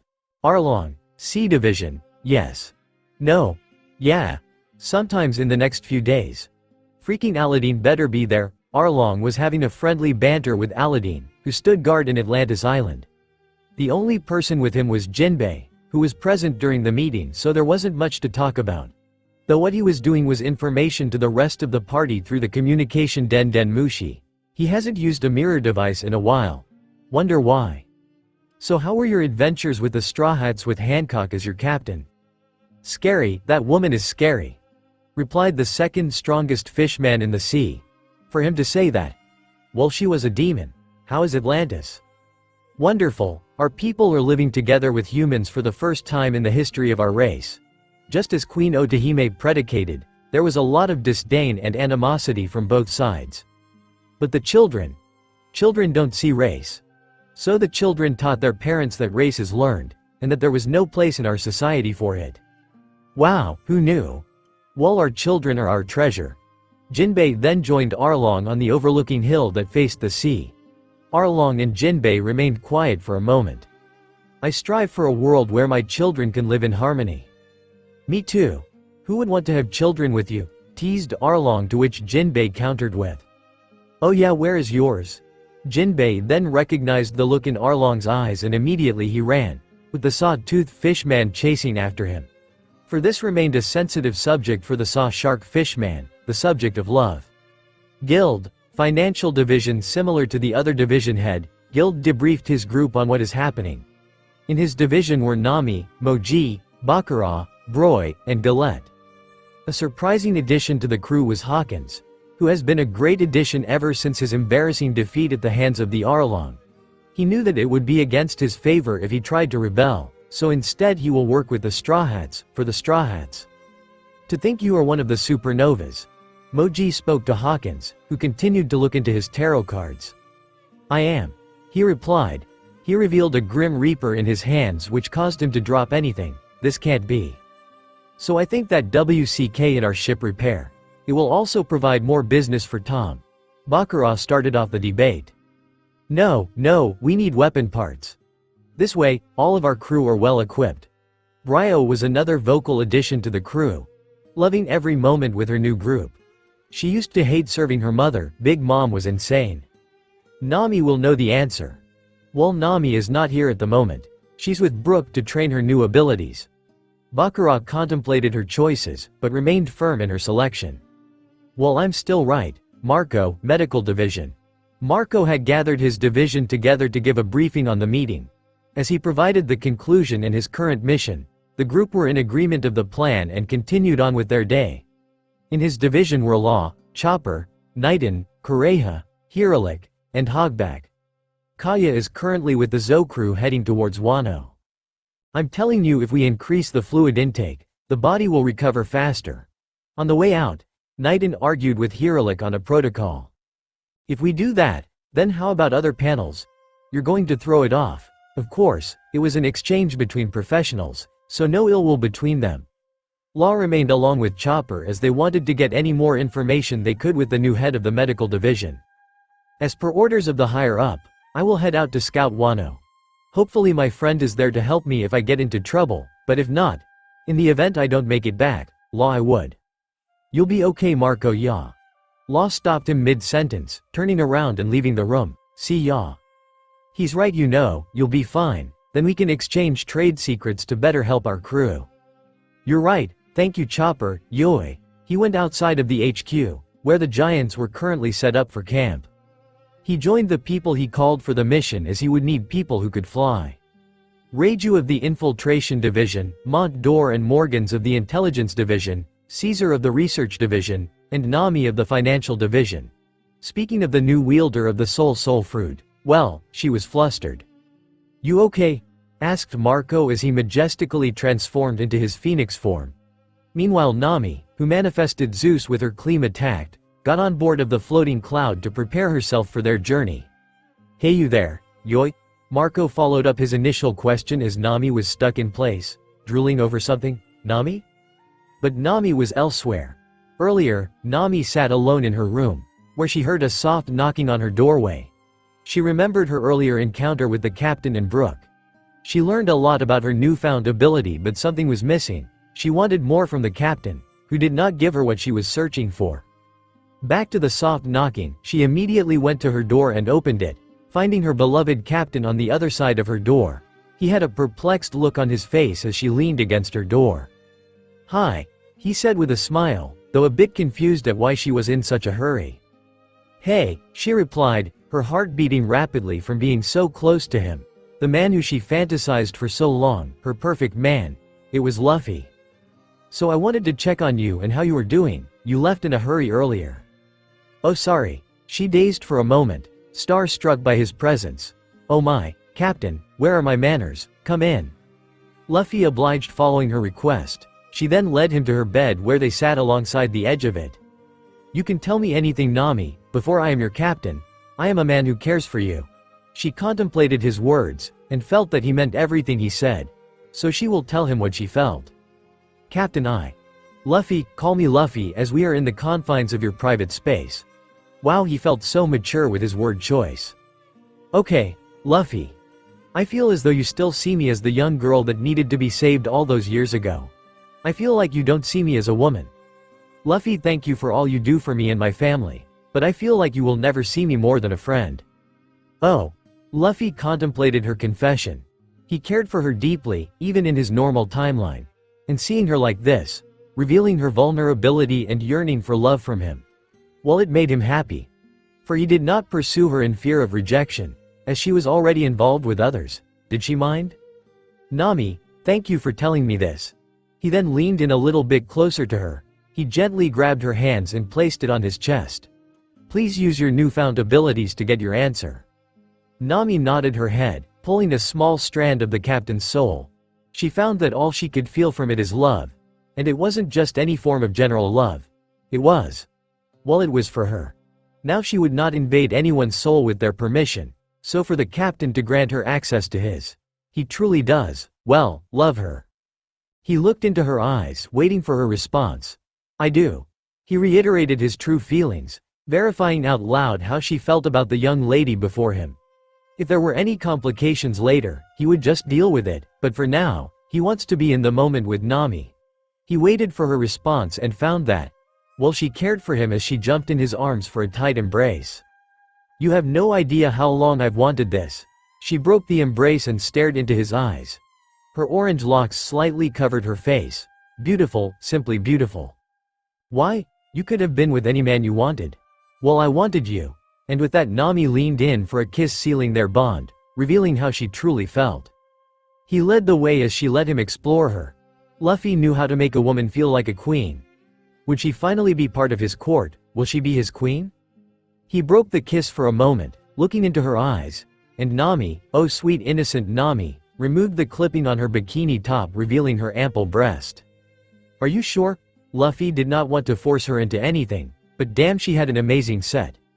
Instead of answering, Nami placed his hands along her breast, and he invited him to play with them. For being touched for the first time, she did not know how it would feel.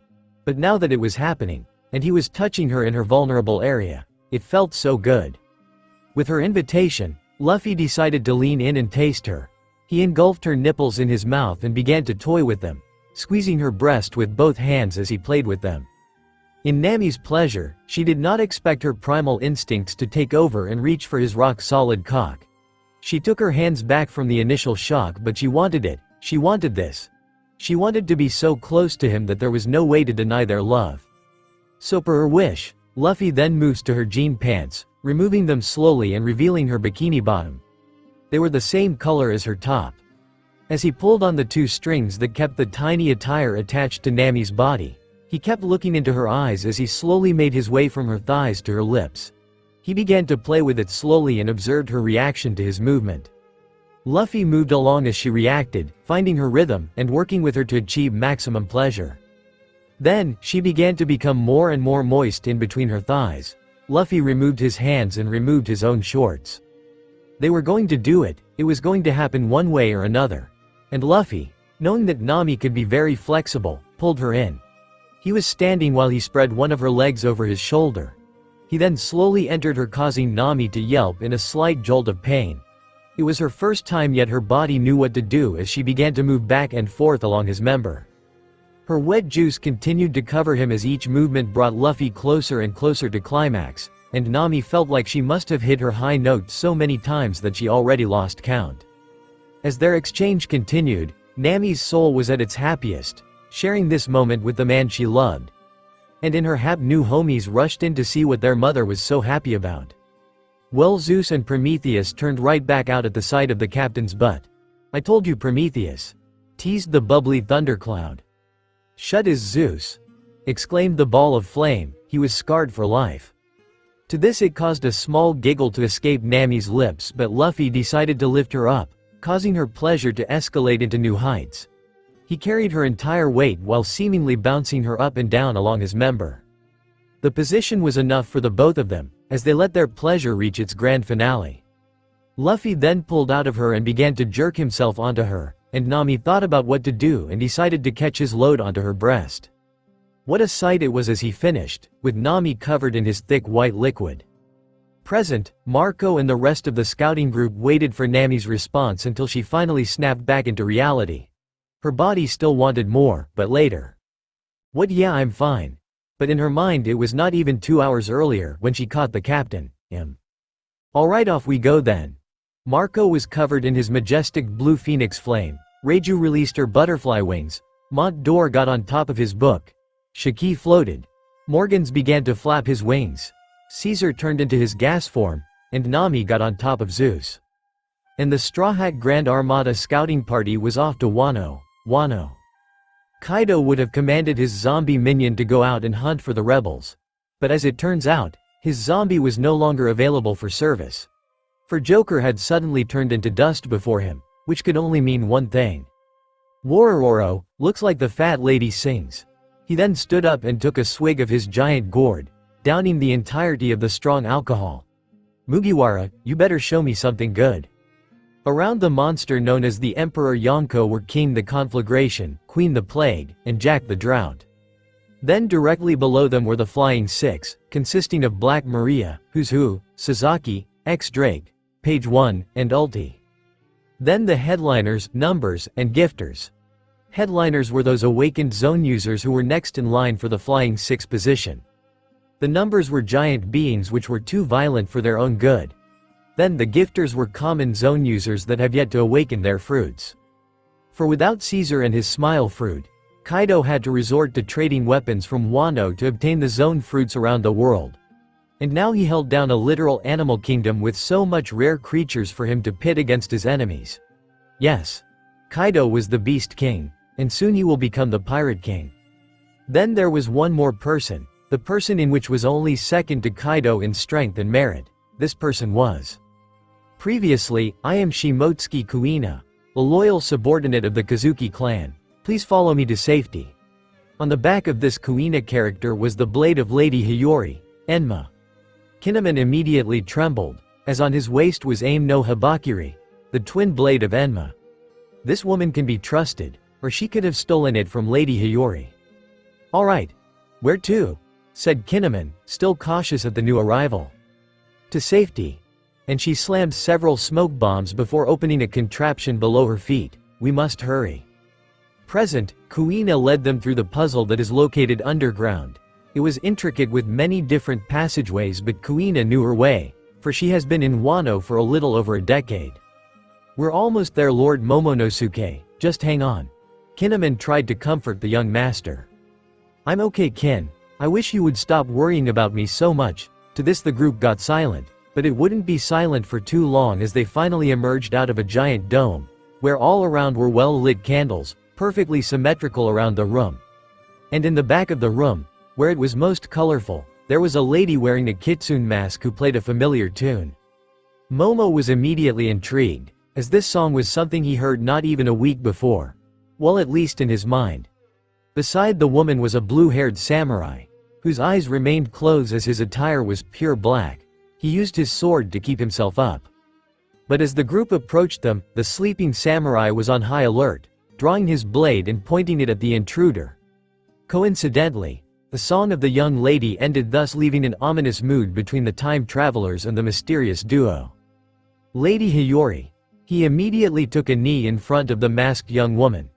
The samurai let Kuina pass as he continued to threaten the new arrival with his blade. "I have returned with Lord Momonosuke and the scabbards of your late father." The samurai immediately dropped his blade, tears welling up on his eyes.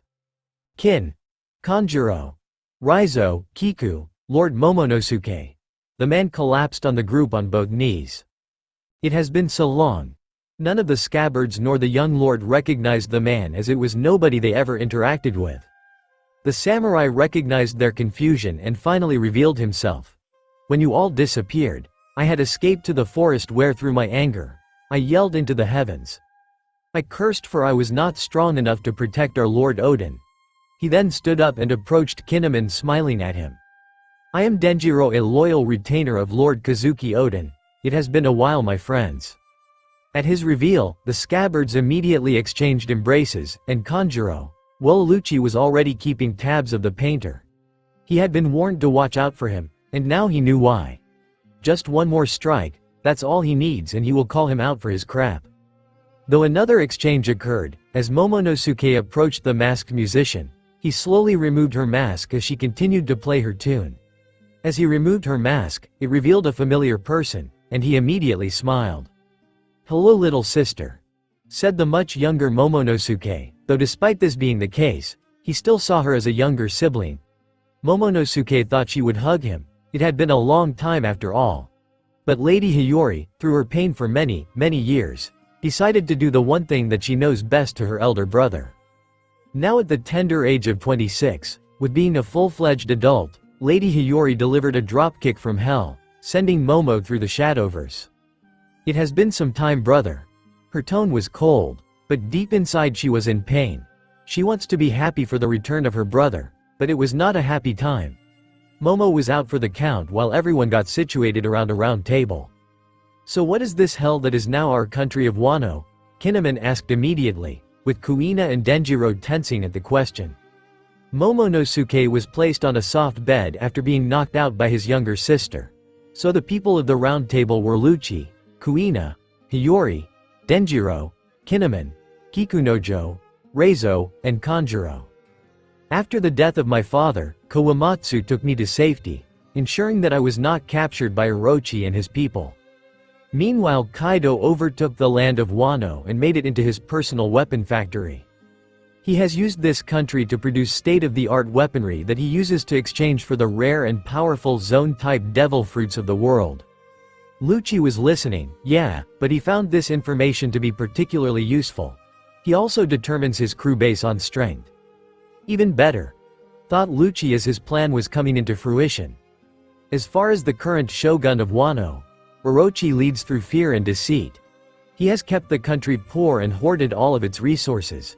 He cares not for the people, but he cares for its downfall. Then Denjiro spoke, with his tired eyes evident for the group. "I am in Orochi's court as his head military personnel, second only the Oniwa Banshu. And I am a fake courtesan, who is scheduled to marry this rat of a person. It is in this wedding where I would be killed." It was then that she revealed her blood canister, where she would pretend to be murdered by Denjiro, though alas, it did not need to come to that, or so it seems. "So where are our men? The others?" Reizo was of course asking for those who were loyal to the Kazuki clan. Then there are also the rest of the Red Scabbards, which included Inuarashi, Nekomamushi, Kawamatsu and Ashura Doji. Where were they? Neko and Inu are gone. They left for Zou and we have not heard from them since, said Denjiro. Nia, Inu, do you think our friends have changed? Said Nekomamushi aboard his ship. He had been communicating with Inu through a transponder snail. I don't think so, especially since they traveled from the future, replied Inuarashi, then added. I can't wait to get my hands on that Orochi bastard. Yami too. Kawamatsu is in Udon prison where former Kazuki supporters, pirates, and offenders alike are sent there to break their spirits. Killed if it has to come to that. Fish, fish. Anyone got some fish? On the worst place to rot in Udon prison, Kawamatsu was bound close to the wall without a way to move. He has not broken since being caught, and no matter what Queen did, he would not do so. Hang in there, Kawamatsu. An elderly man tossed his ration of fish, which he worked very hard for, to the fish man stuck on the back of the cell. Lucky enough, Kawamatsu was able to catch it with his mouth. We'll get you out somehow. And the old man left once more, leaving Kawamatsu on his own with the thought of Lord Odin's will. TND Ashura Doji leads the mountain bandits, fighting for the bare necessities. This won't be enough. Ashura Doji looked into the supplies that his men were able to obtain. Sorry boss, but there was not much we could do. Orochi had doubled the guards on all supply heading to the castle. A subordinate was on both knees, trembling in fear at the wrath of his boss. Though this man was fairly new, and this man did not really know the leader of the mountain bandit like everyone else. Suddenly an alarm flared up from the secret entranceway to their hiding spot. It's that monster. We must return to the court of Orochi to maintain our guise. But you must hold him, or defeat him. Denjiro immediately opened another passageway, one in which he intended to seal up. They could not get caught. They had been waiting for too long for this. Lady Hiyori went before Denjiro as they swiftly made their escape. The remnant of the Red Scabbards along with Lord Momonosuke, Kuina, and Lucci remained. For if they found nobody in the hideout, they would immediately be suspicious of a spy within the court. This was the only way, and everyone was in agreement. Be wary, because these could be the numbers, or the All-Stars. Even I do not stand a chance at even one of the All-Stars. Kuina gritted her teeth because she had tried and failed before. Oh no. Kuina tightly held her blade in fear, as it wasn't a group, it wasn't even the numbers or the All-Stars, for they were attacked by a single demon mask person. That person plowed through Kuina and Raizo in one motion of their club. For anyone familiar, they would think it was Kaido doing the move. Fools, you have been all fools, exclaimed Kanjuro as he knocked out Momonosuke at the arrival of the intruder. We must chase after the fleeing traitors. We must. But with the only move that Lucci could get out, they used it to stab through the chest of Kanjuro to stop him from revealing the identities of Denjiro and Lady Hiyori. That was all he could do as the powerful man knocked out both Raizo and Kikunojo. Fucking shit, who the hell are you? Here we have one of the strongest Straw Hat in his peak, and yet he was on both knees in front of an imposing being. On his left, a fallen Kinemon, and Kikunojo. On his right were the unmoving bodies of Raizo and Kuina. Then the fallen figure of the traitorous bastard named Kanjuro and the passed-out Momonosuke. Yamato. Lady Toki made a decision. She knew that her choice would wildly affect the course of her world. But she made it anyway. The Scabbards were sent to the future along with her son, Momonosuke, and her other choice was to send Luffy into the past before he died. Her grave choice was enough to alter many lives, for better or for worse. More prominently was how it affected the life of a certain child of an emperor, who without the inspiration of Odin's execution, well, their life would take a completely different turn. A turn for the worst. For this person had become the perfect child to the monster that is known as Kaido. The perfect being to overtake the kingdom of the beast once he passes on or retires. A thunder bagua straight to his face was enough to knock out Lucci. His fall was in slow motion, as he had many questions in his mind. Though more prominent was, how were they going to get out of this mess? That was it, as his face met the cold hard dirt, then darkness. Flower capital sometime must have passed as Lucci woke up, his whole body aching from being suspended up. How long was he out?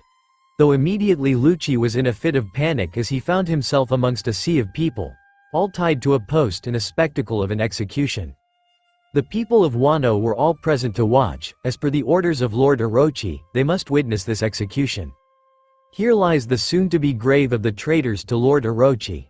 The leader of the Oniwabanshu, Fukurouju, was speaking to the crowd. He then pointed at the people tied up by the post. Most of them, Lucci did not know, but he knew that they were loyal to the Kazuki clan, and were now hunted down by Orochi for being loyal to his mortal enemies. Men, line up and ready your weapons. A group of firing squad lined up next to one another with their weapons hot and ready. At your command, Lord Orochi. The big-headed. The conniving shogun of Wano was laughing to himself. He finally won. He finally caught the remaining members of the Kazuki clan and its retainers. Once this execution takes place, there will no longer be any opposition to his control. Fire at! Ordered Kurozumi Orochi, though his words would cut out at the arrival of the beast pirates, and in tow were lines of strange creatures. These creatures were the minks. And ahead of the chained captured prisoners were Inuarashi and Nekomamushi. In tow were the Straw Hat pirates with them, along with the minks who came with them. The beast pirates intercepted the incoming allies of the Kazuki clan. Who was left? Especially with the Straw Hats more than likely days from arriving in Wano. And another thing was, where was Kaido? Well, the beast cared not for the politics of Wano. All he cared for was having a strong group of people serving him. He rescinded on his home island, drinking his days away. For the monster was devastated, for he wished to meet someone who could challenge him. If something happens where he is overthrown, well, that will be the day. We have brought more of the resistance, do with them as you please. The beast pirates were led by King, and all he brought with him were the other All-Stars and the Flying Six. One particular samurai who sat beside Orochi was visibly bothered by these new arrivals. His name was Kiyoshiro to Orochi, but his real name was Denjiro. "This is so boring, exclaimed a purpled-haired lady who goes by the name of Ulti. "Pepe, I want to return to Onigashima now." The man known as Pepe tried to protest, but her determination was enough for him to open and close his mouth. There was no winning this one. Fine. With that, the so-called Pepe, or better yet, Page 1, transformed into his Spinosaurus form and placed Ulti on his back. Yup, with a capital B, Sasaki yawned at the incoming enemy. It was so easy that he did not even need to go all out. He began to follow after the duo. Who followed after without uttering a word.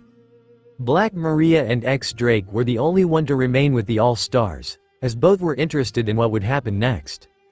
"Are you done?" Orochi was angry for being interrupted, but upon seeing the two beasts who once served Oden. "Ah, more traitors to execute.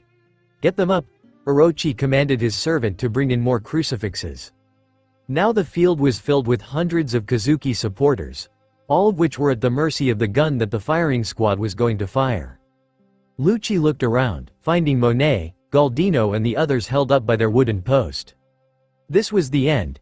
King, Queen, Jack, X Drake, and Black Maria observed as Lord Orochi finally signaled the firing squad to unleash their bullets. The line of bullets escaped from the tip of their guns and made their way to the captives. Death knocked at everyone's door, but this was not the day for them to die.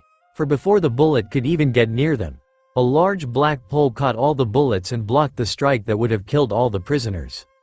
Everyone's eyes grew wide as here came one man, standing between the prisoners and the enemy forces stood with his extended staff. "Who the hell are you?" exclaimed Orochi as he stood up from his viewing area, pointing at the intruder. And the man with the long staff, he smiled. "Wano, waterfall. So this is the land of the samurai." Tsurume and Laboon were successful in climbing the waterfall. And now, the Straw Hat Grand Armada were in the land of the samurais. "It's a pretty cool place, huh?" Marco landed on the deck in his phoenix form. "Told you our data was pretty accurate. Now where is Oden? It's been a while since I last saw him." "We're breaking off to look for our captain," exclaimed Force, for they were there to look for Shanks. "Where was the red-haired man?" His call was met with a nod from Katakuri as they went their separate way. "It had been some time since I last saw my brother. I wonder how he is doing," Izo thought out loud. "That Oden sure was strong. He could actually damage my shield despite being made of diamond," added Jozu. "Other than Roger and Luffy, I only ever saw Oden as my brother while everyone else was my child. I wonder how he is doing," Whitebeard commented. "That guy was strong, too bad Roger never let me duke it out with him," said Bullet. "Well done," commented Katakuri as he extended his observation haki. His eyes then grew wide as the captain had immediately made his move. "We have to support him now." And the group were immediately aware of what he meant, as the vanguard unit propelled their ship forward, making headway for the flower capital with the intention of breaking through the forces of Orochi. Shiki floated on ahead of the group, recognizing that they were about to hit a literal wall. That wall happened to be the beast, Kaido himself. Now in his majestic dragon form, he blocked off the path of the Straw Hat Grand Armada to stop them from going any further. "Worororo, you've come to defy me," exclaimed the dragon, in which case the Straw Hats returned his deadly gaze with their own.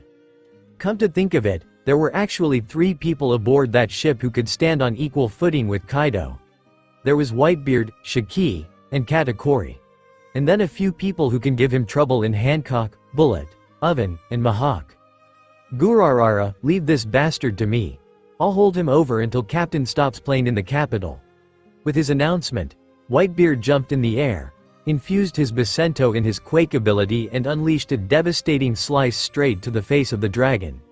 Shiki nodded his head and pressed on. So did the rest of the Straw Hats pressed on, leaving Whitebeard to face his former crewmate, the same crewmate who just ate the Quake slash and continued to have a smile over his face. "Newgate, you are Mugiwara's lapdog now?" said Kaido with a thirst for blood as he reverted to his Oni form. He threw his haki-infused fist straight towards Whitebeard. "Not a lapdog, Kaido, but his brother," replied Whitebeard with his own smile, meeting Kaido's strike in head-on, which resulted in a thunderous destruction all around the 2 titanic powerhouse. Udon prison to others, Kanjuro was still with the 9 red scabbards. So the first thing that Yamato did was bring him to Udon prison and got rid of him immediately. He continued to yell and scream that he was with Lord Orochi's loyal servant, but the beast pirates did not care. Especially the head jailer of the prison, Babanuki. "Shut your pie-hole, samurai." The elephant zone transformed into his pure form and continuously stopped the bounded samurai, the traitor of the 9 red scabbards. "So you were the traitor?" On the pit of darkness, held back by a thick layer of bars. Only those bars separated the enraged fishman from the traitorous worm. "What? Kawamatsu? You were still alive after all." Yet Kanjuro was not worried for his safety, as in the hierarchy of the scabbards, Kanjuro was one of the strongest. Before Kawamatsu could respond, an explosion erupted from a distance. For on the eastern wall of the prison was the arrival of the final member of the 9 red scabbards that had yet to make a move. "You damned mountain bandit. What are you doing breaking into Kaido's territory?" Babanuki switched to his hybrid form and charged at Ashura Doji. Though the head jailer was immediately cut down by a light blue-haired princess by the name of Lady Hiyori. This time she wielded her father's blade, Enma. No, not to be confused with Luffy's long staff. Enma the blade was one of the 2 blades that was able to injure the unstoppable beast, Kaido. And now, it was used to cut down Babanuki in one swift motion. "To those who support my father, Kazuki Oden, come with me to the flower capital," Lady Hiyori screamed in a passionate plea for help. The zone jailers of the prison tried to defuse the situation but were immediately overwhelmed, especially with Ashura Doji going all out. His men went to work immediately and freed the prisoners who were loyal to the Kazuki clan. Most notably were Yasui and Hyoguro. It had been some time, friend. Kawamatsu was let out of his binding by Ashura Doji, though he stared bullets into the passed-out Kanjuro who was now being bound by Lady Hiyori. "I could not rescue you soon enough, my friend," replied the mountain bandit, who was truly a member of Oden's red scabbards. Though more notably, Kawamatsu began to tear up at the revelation that Lady Hiyori was doing fine, better than he expected. She was more than alive, she was a powerful warrior like her father. "We must hurry to the capital." With her order, Lady Hiyori led the samurais through. Flower capital Lucci was not a crier, no, he was a strong man who fought until he died. But after seeing him, he could not help it, he was back, he was truly back. "How have you been, Lucci?" Flashes of their first meeting and war together filled the mind of Rob Lucci, whose respect for this man goes far beyond anything he could ever explain. He pulled himself back and gathered his emotions. "Been a while, Captain." answered Lucci as he was removed from his binding by the fancy new staff that the captain wielded. Seems like it could extend and expand on its own. Then the leopard zone stood beside his captain and transformed into his hybrid form. Let's get these good people free. Aye, Captain. With that, the two men began to rip through the binding of the hundreds of people within the flower capital. Luffy went for Momonosuke and immediately freed Kinemon to protect him. Then he freed Monet and received a powerful kiss for his efforts, finally succumbing to her desire for the captain. Meanwhile, Lucci immediately went for Inuarashi and Nekomamushi, knowing full well that they would be the most powerful of their allies. All hell broke loose as the allies were freeing one another, and the court of Orochi along with the 5 present beast pirates were trying to pin them down. Luffy couldn't help but take his moment with Monet, casually deflecting any attacking samurais as he exchanged a loving embrace with the green-haired beauty. "Hey you," Luffy said as he broke the exchange, pinning 2 samurais with his staff. "Hi." She could be mad for his disappearance, but instead she was filled with joy. "I'll take you out on a date after all this." "Okay." Luffy used his rubber abilities to catch a samurai and throw him on the ground. "It's a deal." Monet transformed into snow and began assisting the allies. As she flew away, a wax wave made its way toward the captain, with a certain wax user landing before him. "Oi, Captain. Get a room, why don't you?" exclaimed Galdino while exchanging an embrace with the man he respected the most. "Glad to know you're all right."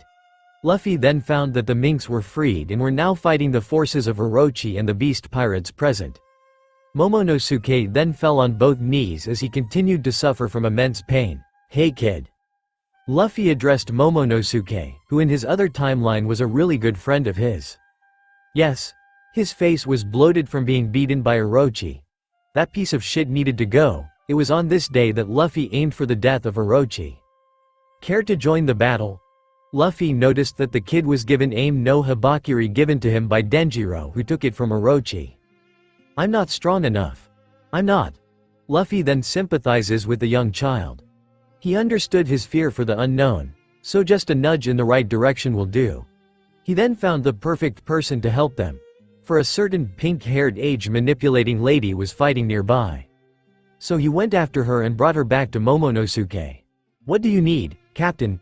asked Bonnie as she looked at the young Momonosuke. "Young Momonosuke needs to lead the warriors of Wano. Anything you can." Donnie smiled, knowing full well what needs to be done.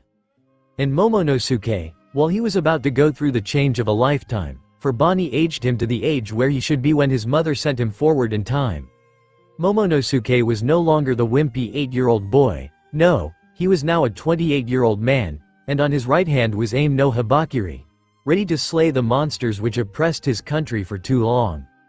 Now the pieces around Wano go something like this. Kaido and Whitebeard were duking it out in the entrance to Wano. In Onigashima was Kaido's entire fighting force, without his all-stars and a third of his flying six. In the flower capital were the entire force of Orochi, his Oniwabanshu, and on the beast pirate side were King, Queen, Jack, X-Drake, and Black Maria. Then those on the Kazuki side were the minks, the straw hats, scabbards, and the loyal samurais of Wano. With the participants of Udon Prison, led by Lady Hiyori, making their way to the capital. Then heading towards the flower capital was the entire fighting force of the Straw Hat Grand Armada. Knowing how his entire crew died in this land on his original, Luffy was not going to let this happen again. With his entire Grand Armada, there was no way they would lose this time, no way. He can't afford it, he can't lose to Kaido again. Onigashima, clear the way you bastards if you want to live.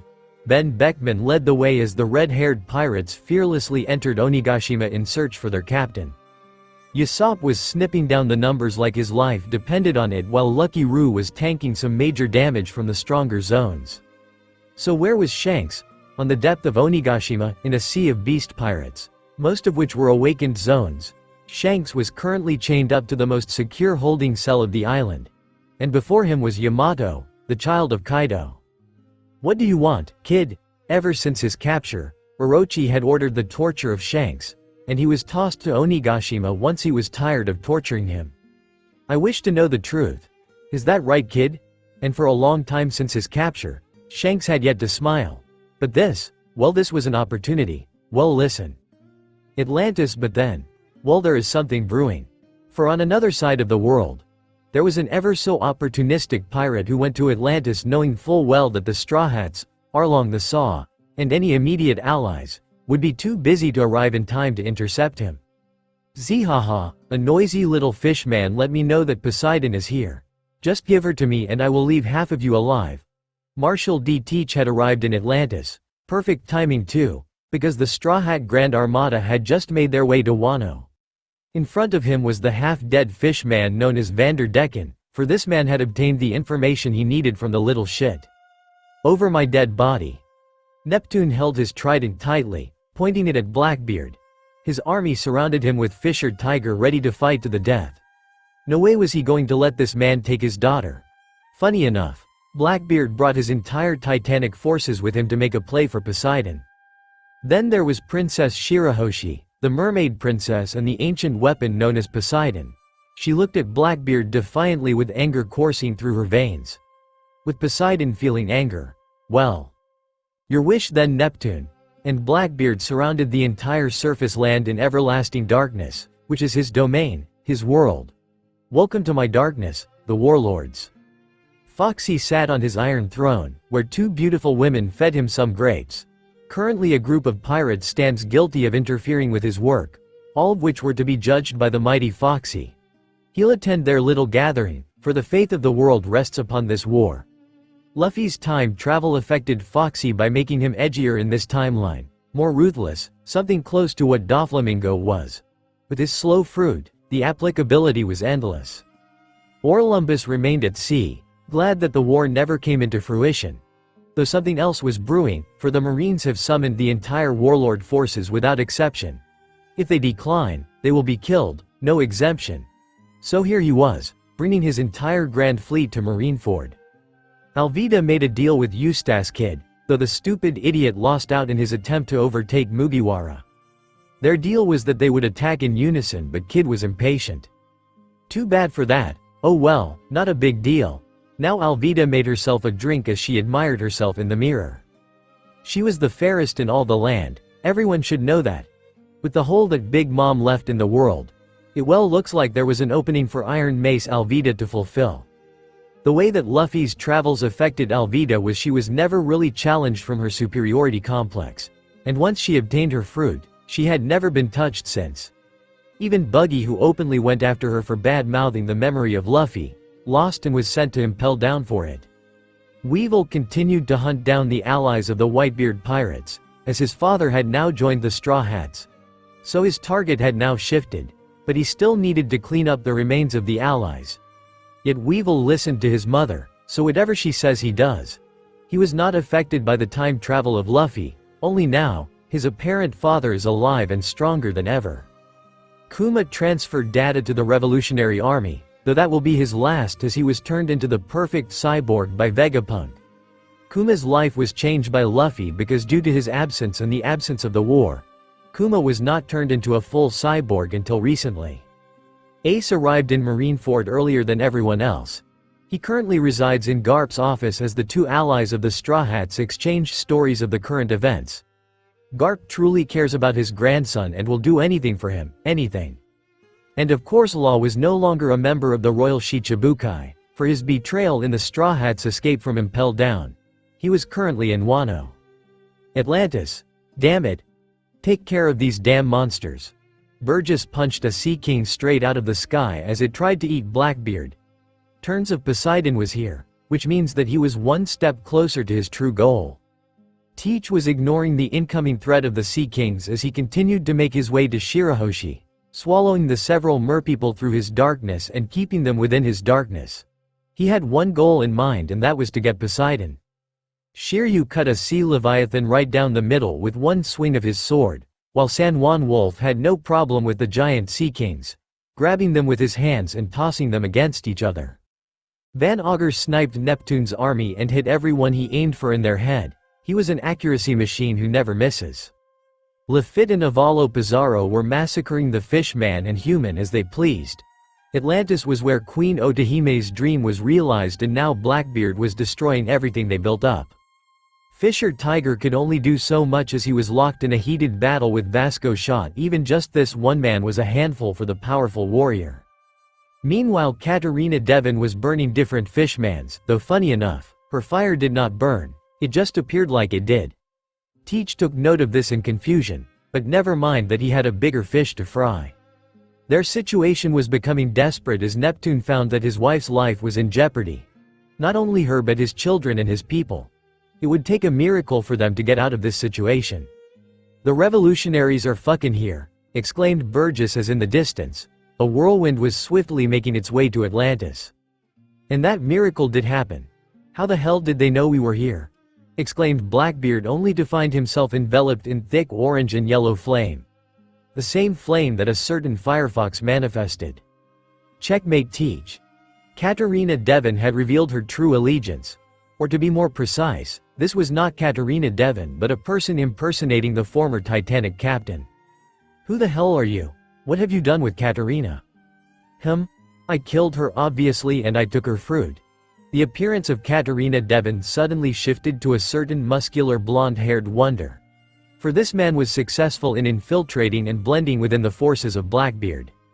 Sabo, isn't it? Teach suffered tremendously from the foxfire of Sabo, as the second in command of the Revolutionary Army was not messing around. This was the man that has been tormenting his brother. How did he know? Well, thanks to Ace, of course. Too bad he could not prevent the death of the others. But he did what he could with what he had and saved Baccarat and Gem from dying. He was with the Blackbeard pirate posed as Katarina Devon when they attacked the Straw Hat HQ. He was also in Hachinosu Island as a front for a clone created by his new ability. This was to not raise suspicion. He wished he was able to move quickly enough. But now, Sabo was the wielder of the Fox mythical zone. Then the whirlwind had arrived, providing a surge of new hope for the fish folks.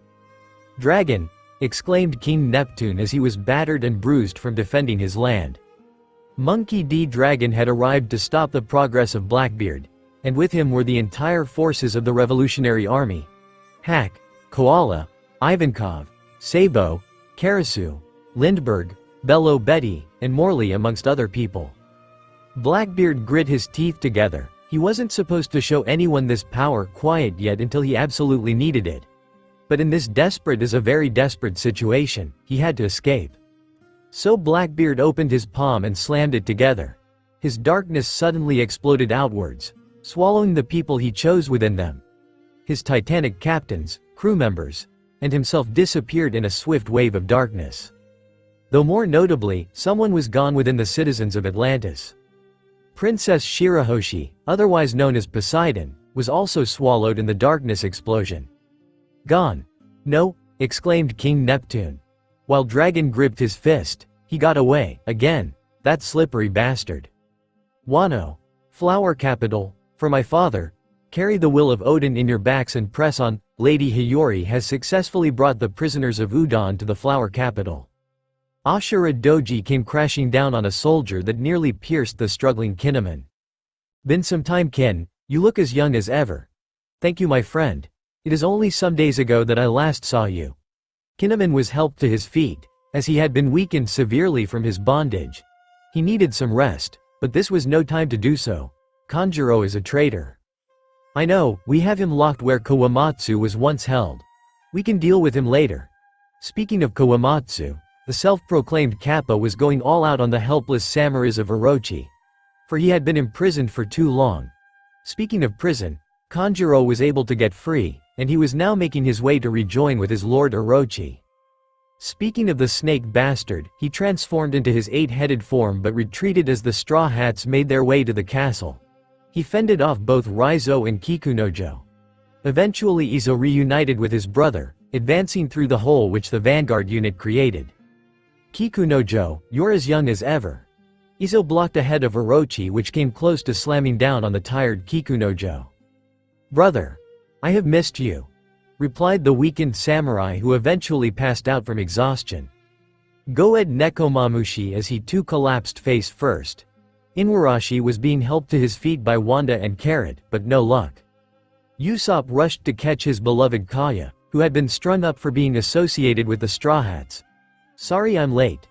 With those words, Kaya passed out in his arms, exhausted from the earlier battle with the beast pirates. Usopp could feel his blood boil as he unleashed a wave of observation haki to pinpoint all of his enemies. It was hunting time. "You can rest now." Law arrived in front of Beppo, who was tending to his brother Zeppo. Beppo smiled at the arrival of Law and passed out. Law cut horizontally in his anger with how his friend was mistreated.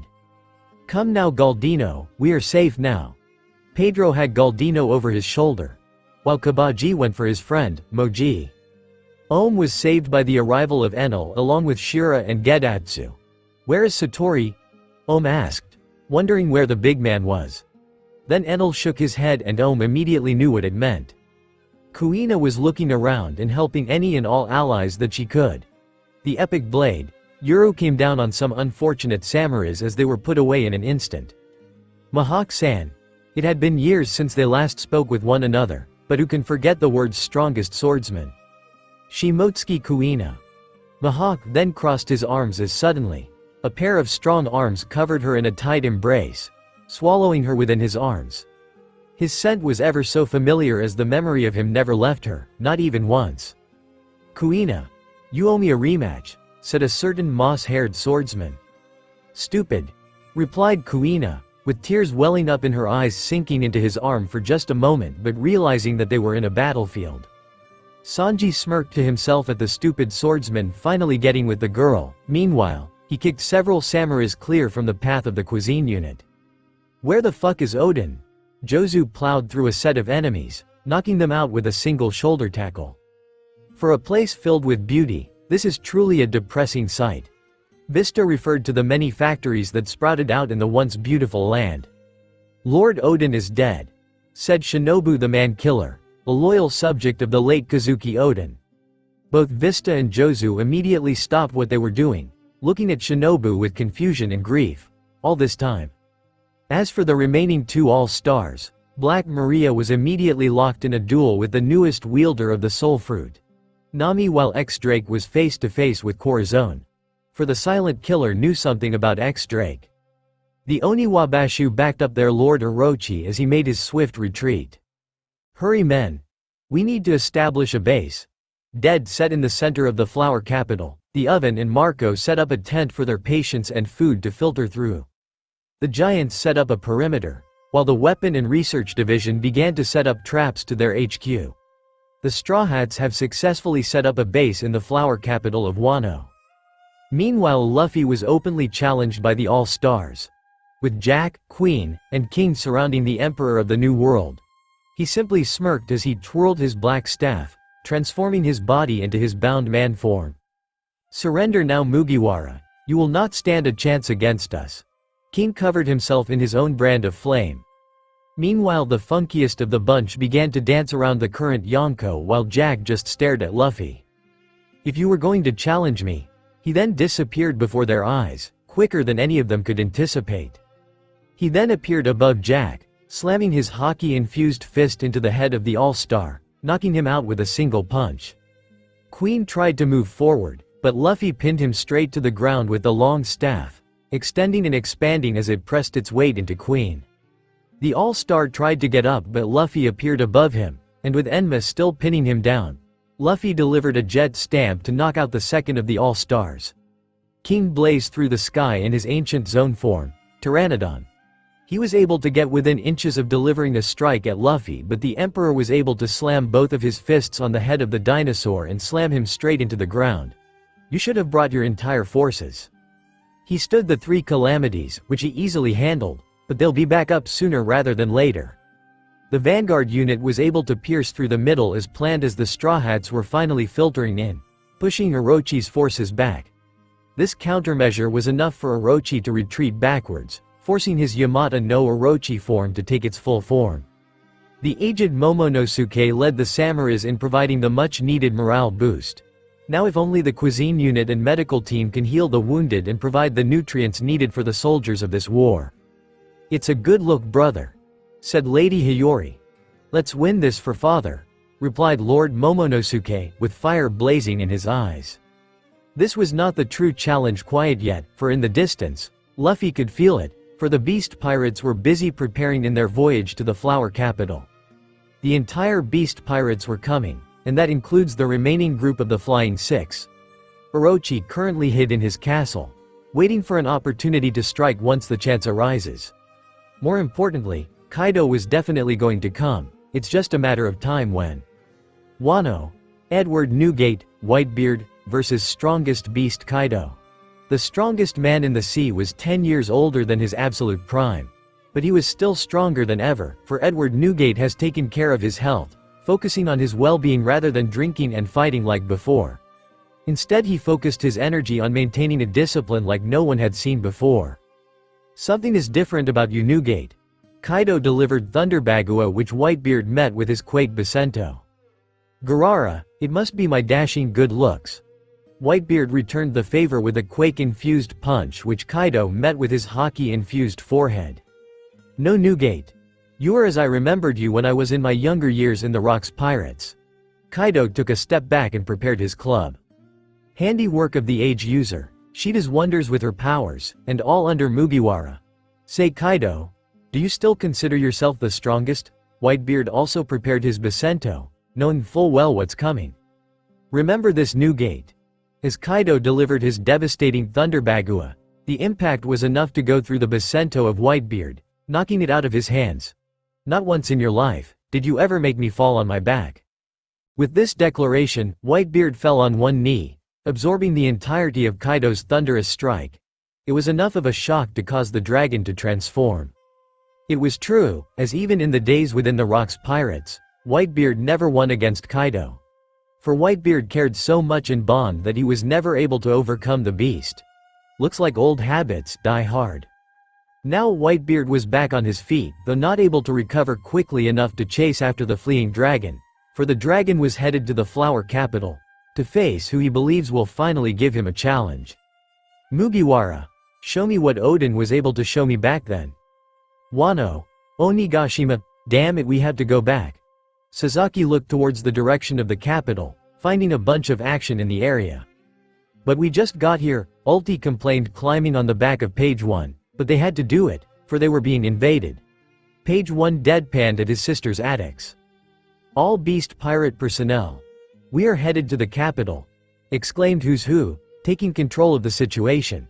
Sasaki didn't like being ordered around, but he will deal with him later. The literal animal kingdom screamed in glee as they were being summoned for war. From different species of elephants, giraffes, feline family, canine family, bugs, and sea creatures who are unable to swim due to being fruit users. The beast pirates were 5-10 numbers turned back to the flower capital, setting their sights on the giants within the Straw Hat forces. What about red-haired? Asked Page 1, asking the important question. He's not going anywhere. Or so they thought. Water dripped in the cell of one, red-haired Shanks. Above them, they could hear people moving around and rushing to go somewhere.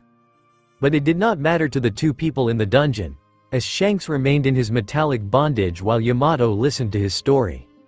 So, the true history is as follows. Begun Shanks, who learned of the Void Century in his dealings with the world government. For they kept him alive because he knew too much, and he traded information in order to keep himself and his people alive. More prominently of said information was the location or Pluton. At the beginning of time, there was Uranus, the creator of all things, the ruler of the sky. As Shanks began his recollection of the true history, Yamato sat down in front of him, showing her true face. Her beauty was a surprise, yet Shanks cared not for her beauty, for all he cared for was Makino. Uranus grew bored of his solitude and decided to create his siblings, Poseidon, who was his sea-loving sister.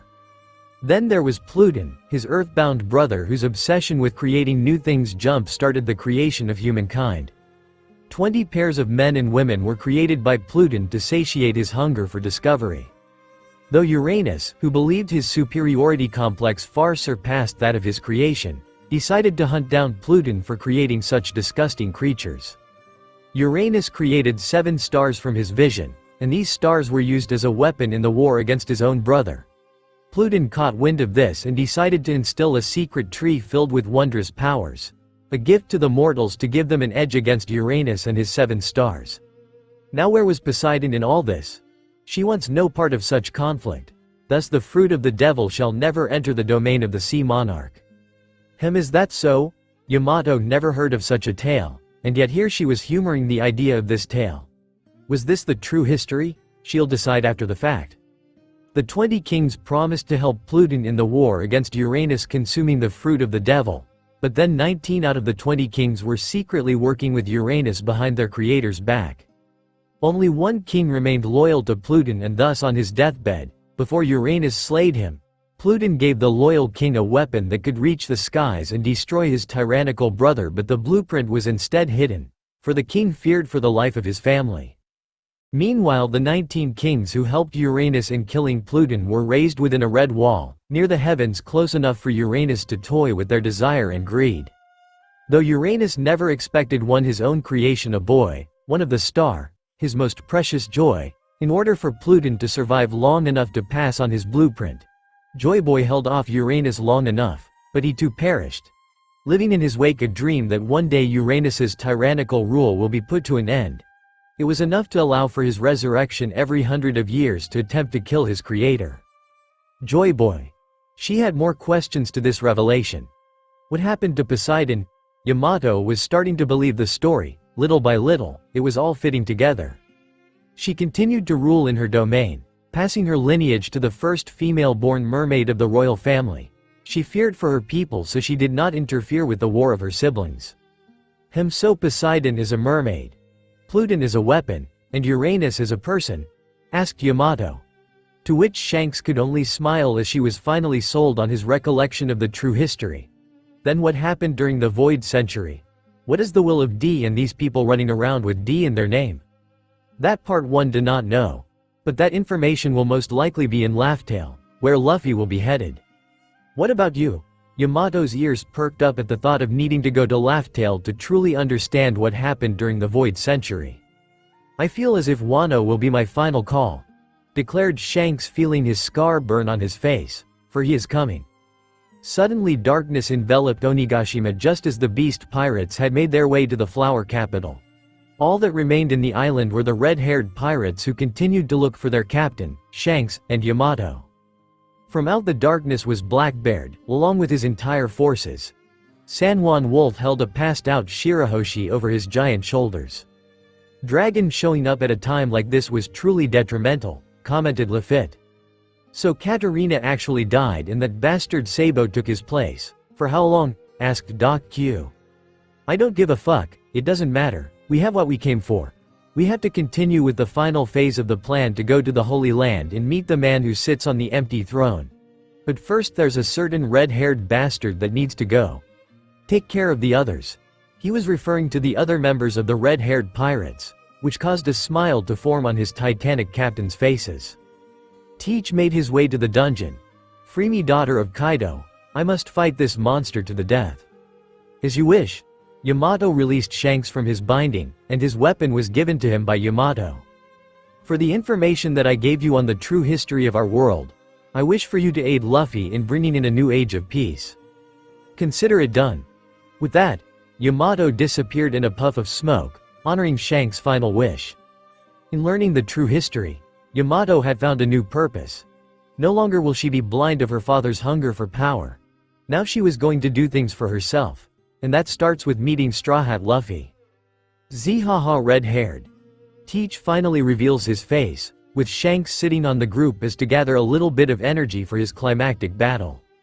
Teach. He touched his face scar as it burned tremendously at the sight. He finally got on both feet and unleashed a heavy wave of his conqueror's haki.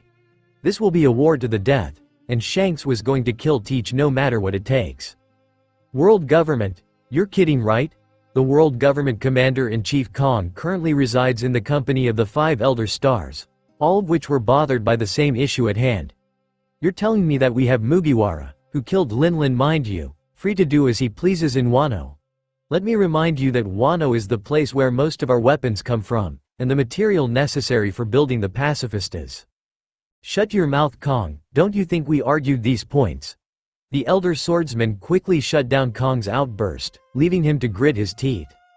We don't know what could possess him to let this pass, but his word is supreme, commented the eldest of the 5 elder stars.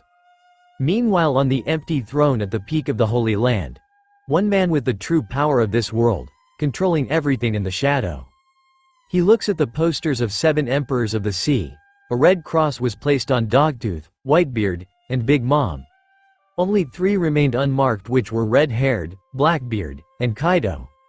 Then there was one poster of a certain straw hat wearing pirate emperor that I had taken particular interest in. He held the wanted poster over his view and plastered his face with a smile. Mugiwara, you have found that traitorous monkey, I see. Now the fox is with Dragon. He then dropped the poster and moved on to the poster of the Soul King out of 20 that defied him. Nefertari Cobra, you have inherited the will of Pluton. It seems that now is the time to enact a second cleansing. A time for the second void century. He then proceeded to retreat to his sleeping chamber, where a tree rested in the dead center of it. Within his massive bed chamber was the tree known as Adam, the same tree that produces all of the devil fruit in the world. The same tree to humankind to openly challenge Uranus's rule. For I was no ordinary mortal, for he was pure evil personified resting in his sky domain. He was the creator of this world. Poseidon, I will finally see you once more. Was Uranus. Wano. Flower capital tension ran high as both Zoro and Kuina worked in tandem in disposing any and all who stood against them. Their bond transcends even the time lost between them, as despite their current predicament, they exchanged stories of their time apart. You are a Shimotsuki, an important part of Wano's history? Zoro delivered a cut-through Orochi loyalist. Yes, this is why I had to go, to fulfill my familial duties. Otherwise, my father would have been sent out in my place. Kuina twisted through 2 enemies, slicing them in their core with one slice. You could have told me, I would have gone with you. Zoro was still confused, different emotions ran through him as seeing her back, it was surreal. That's what I was afraid of, Zoro. If we both went to Wano, then who would fulfill our dream of becoming the strongest swordsman? To this Zoro finally realized what her reasoning was on leaving him behind. So instead of pushing on with that subject, he instead selected something else to talk about. Sorry Kuina, but I am only the 2nd strongest swordsman, Mihawk is something else. Stop being so weak-minded, I believe in a straight-out battle. You will be able to challenge for the title. Assured Kuina with a smile. Oh, that deadly, beautiful smile. This caused Zoro to lose focus for just a second, enough so that a Wano samurai was mere inches from cutting through his throat. Lucky for him, Kuina was there and pierced through the skull of the enemy. Focus, young boy. She teased, causing Zoro to blush feverishly. Only Kuina could make him feel like this. Close by the couple, a seething smoothie who took out her frustration in the enemy samurais. She kicked and punched the fluid out of all her opponents while looking directly at Zoro and Kuina. She was very jealous of their exchange and now found herself in a predicament. Her pursuit of the moss-haired swordsman started when he said hello to her without trembling on his feet. For in her time with the Big Mom pirates, all the men who could stand up to her were her own siblings, while those who were not, feared her power. Zoro was not scared of her, so that's why she fell hard. While they were all busy with the forces of Wano, a group of people broke away and made their way to the castle of the cowardly shogun. Are you going to drool there, dear sister? From beside her, Daifuku had appeared, bringing along his genie to wipe the floor out of the samurais. The genie then proceeded to mow through several of the Wano samurais. What an intense situation we found ourselves in. Cracker proceeded to go inside his pretzel armor, ensuring that he was protected while dishing out some serious damage. Yeah, this is pretty normal for the Straw Hats, to be honest. Sanji kicked a samurai straight through his other opponent, swiftly making his way to the docks. Something was coming, and he was tasked to intercept the incoming enemies. He was joined by his former captain, Boa Hancock, along with Reiju and Jinbei. Don't stagger, we have to win this one, ordered Hancock to her party. Aye, responded Jinbei as behind him were the Beast Pirates' interception party. For the Animal Kingdom was coming, and they needed all the muscle they could get. Kaku, Raisin, Khalifa, Bluno, Brook, Cavendish, Vista, Lily and Stomach, Dory, Brogy, Flamenco, Nougat, and Virgo, to name a few. Then the 2 Toby Ropo who remained in the flower capital were having troubles of their own. Straw Hat Pirates Infiltration Division Commander Corazon vs Beast Pirates Flying 6X Drake. How's the SSG? Corazon had locked X Drake within his sound bubble. They were having a conversation despite exchanging heavy blows with one another. Growing slowly, I'm glad you are alive, Commander. X Drake drove his claws forward, attempting to stab Corazon. It was all for a show. I'm no longer your commander, but I'm glad. Are you mad at me for running with the pirates? Being X Drake's former commander, Corazon had a mentor relationship to the ancient zone. Knowing you, Commander, this Straw Hat guy must be special. You were deep into your brother's operation, but you never turned despite being with family. The respect was evident. I guess you can say that. So how should we go about this? We have to exchange punches for a show while I fill you in on the Beast Pirates operations. X Drake transformed into his hybrid form, which was much stronger than before. Yet Corazon could handle him as he was holding back slightly. Go on then. Straw Hat Grand Armada Strategic Division Nami vs Beast Pirates Flying 6 Black Maria. Begone you damn pest. Black Maria was quick despite her size, but Nami zoomed past her strikes with ease as Zeus flew through her slow strikes. What Nami did not expect was Black Maria using a literal parasol as her weapon, and even more surprising was her fruit ability. Black Maria unleashed a breath attack which caused Nami to spiral for a moment. She then transformed herself, going 8 limbs and a massive dorsal form on her butt, and her top half remained human. Her eyes were 2, now they were 6. For Black Maria was not just any zone, for she had the mythical zone, Arachne. Then her dorsal cavity began to literally shoot out spiderlings, all of which were eager to kill Nami. Ew! I hate spiders. Nami set the spawns on fire as Black Maria continued to produce tiny spiders that continued to pursue Nami. She brought out her right hand to manifest some fireballs, thanks to the help of Prometheus. She then began to throw said fireballs at the spiders as Black Maria swatted at her with her parasol. This has become a very difficult situation, but Nami was the new wielder of the damn soul fruit, the fruit of an emperor. But her downfall could come down to her inexperience, as Black Maria was a seasoned warrior, while she only obtained her fruit recently. You'll die eventually and we'll see who the real bug is, Black Maria screeched as she crawled after Nami. She was quick for her size and creepy looking at the same time. Her 8 legs moved in unison as she pursued the annoying little girl that dared oppose her. This is so gross. In her despair on the horrid situation. Brûlé, what's my play here? Nami had zoomed past the spiders and was now playing cat and mouse from the Spider Queen. On the other end of the communication mirror, Brûlé was busy, for she had been fending off the samurais from entering her mirror dimension, and by her side was Arlong, who helped her out of his personal request. For he finally decided to man up and own up for lost time. It was his fault, and both of them knew it. Go away, Arlong. Brûlé had unleashed light beams from her mirror reflection, 2 of which were the size of pocket mirrors and floated right by her head. No, was the short response of the fish man as he smashed 2 samurais' heads into the other. What were they guarding that was so important? Mirror dimension. Now little Pez, rest as Papa has to do what he needs to. This is for your benefit in the future. Beeg gave his son to his wife, ensuring that the little one was calm before turning his way to a mirror portal. The family of those of the Straw Hat Pirates, along with allies and friends, were placed in the safety of Brûlé's mirror world. Luffy did not want the incident to happen again. This was the extra precaution he needed to take to ensure that it does not. Senor, better take care of people, especially the kids. Civilian wives and husbands also hid in the mirror dimension. Funny enough, even the young members of the former Big Mom hid in the dimension as well. Count on it. Senor Pink was tasked with staying with the children. He, along with Sugar, Gem, and Baby 5, were left in the mirror dimension. This was just in case someone gets through, which would be a near impossibility as Arlong was guarding Brûlé. Hush now, little one, Papa will be back. Chiffon also stayed behind with her baby, and where Chiffon went, Lola was there as well.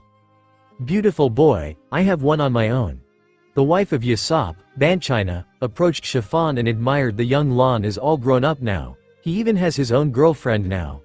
Oh my, I didn't think my Usopp could confess to his crush.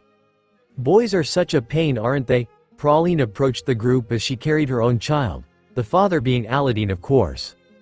To this the mothers laugh, understanding full well the trouble with boys. Flower capital. The massive kraken attempted to thwart the arrival of the beast pirates, and yet a tiny, agile Pachycephalosaurus, the ancient zone, smashed Tsurume with a single headbutt. "Why don't you all shut the hell up?" Ulti yelled from the top of her lungs as she quickly disposed of Tsurume all on her own.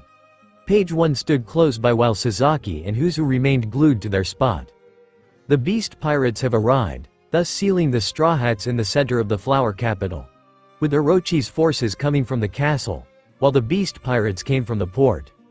"Stop your blabbering, little girl."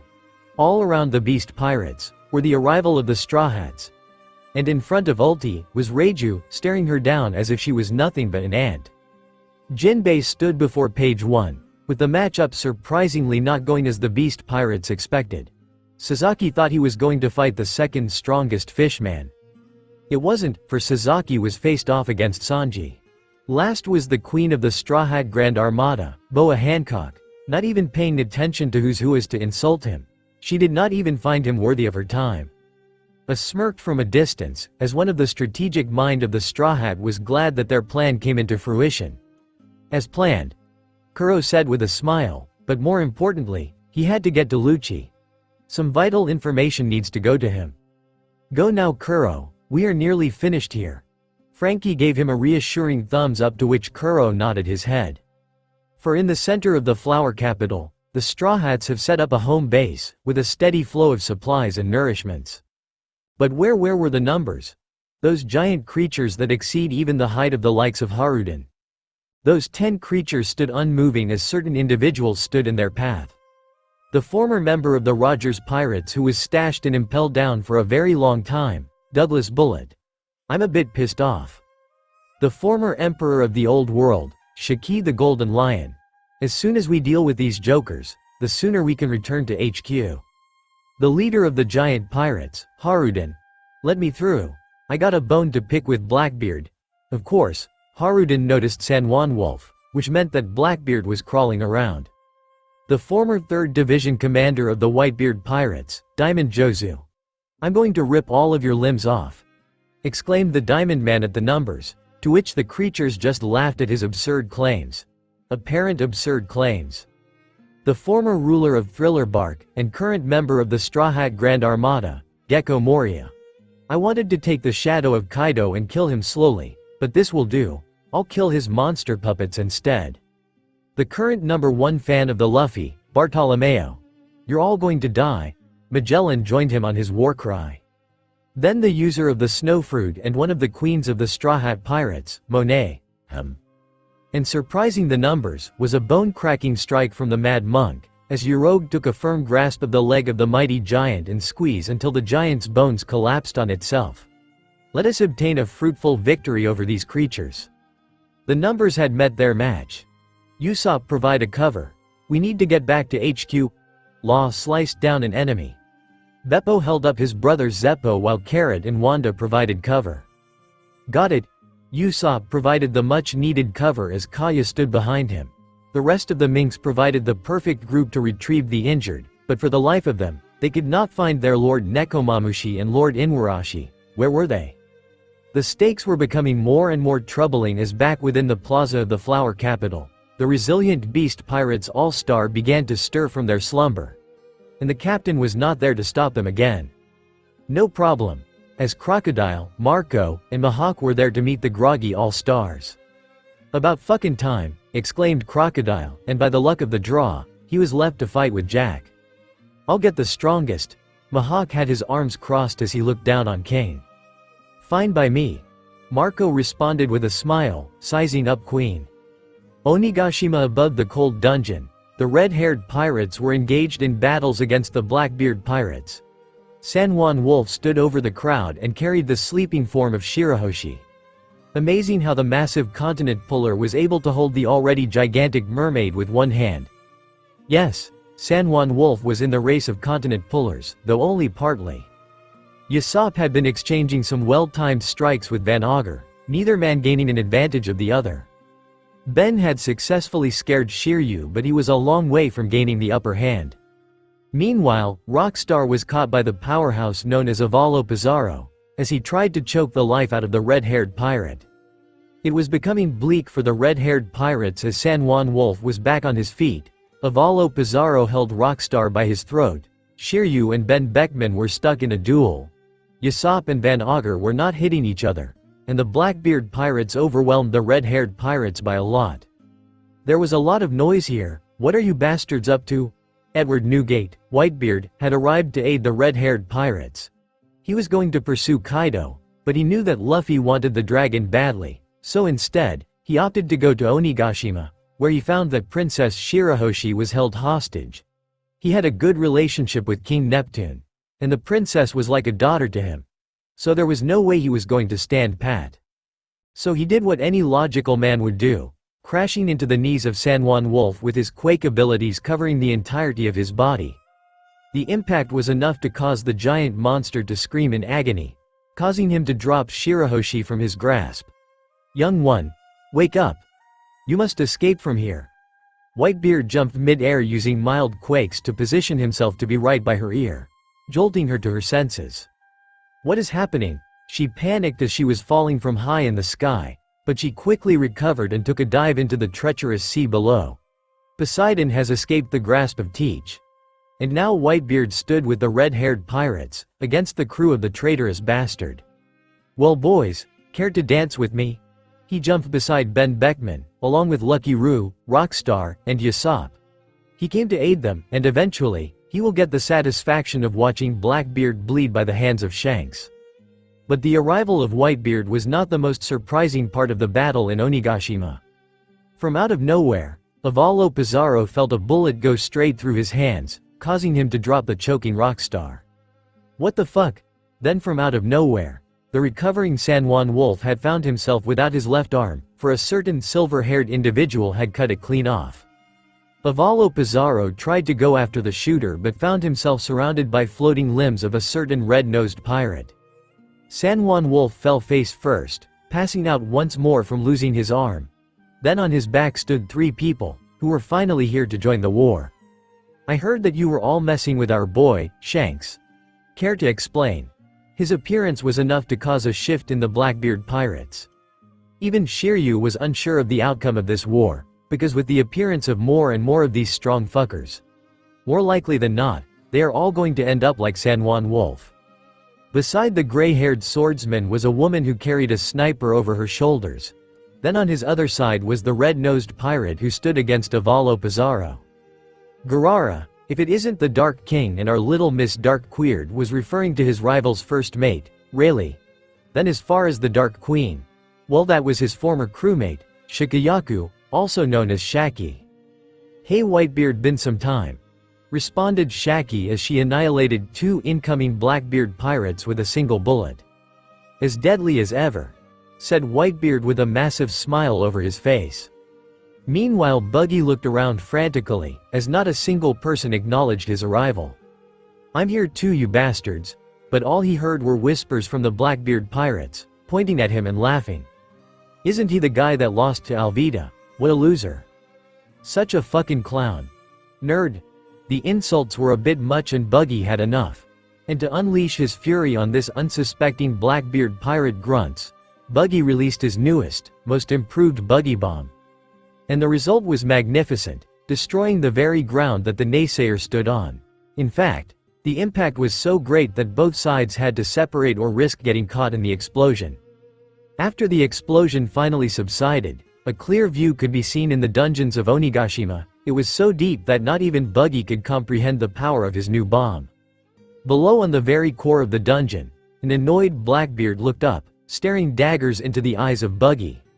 While on the other hand, Shanks was laughing hysterically, finding the entire situation funny. Even Rayleigh, Whitebeard, and Shaki could not hold their snickers, while the Blackbeard pirates were too shocked to move. Leave it to Buggy to lighten the mood, even just slightly. Meanwhile, on the outer edge of Onigashima, 2 people arrived on the shore of the headquarters of the Beast Pirates. And these 2 people happened to meet the one person they were not expecting to see. "Who the hell are you?" A man, wearing his signature scarf that imposes fear through those who oppose him. Beside him was a woman who instinctively crossed her arms, sprouting limbs all around her. And yet she did not fear them. In fact, she met their aura with her own. "No, who the hell are you and what do you want?" asked the woman who was garbed with an Oni mask. They were Katakuri and Robin, and they were after the road poneglyph that Kaido hid in the core of Onigashima. She was Yamato, and she was heading out to go to the mainland to see Mugiwara for herself. Orochi's castle, despite their fatigue, despite their pain, their anger far exceeded that of any other emotion they had at the moment. 9 warriors stood before the castle of the murderer who killed their beloved master.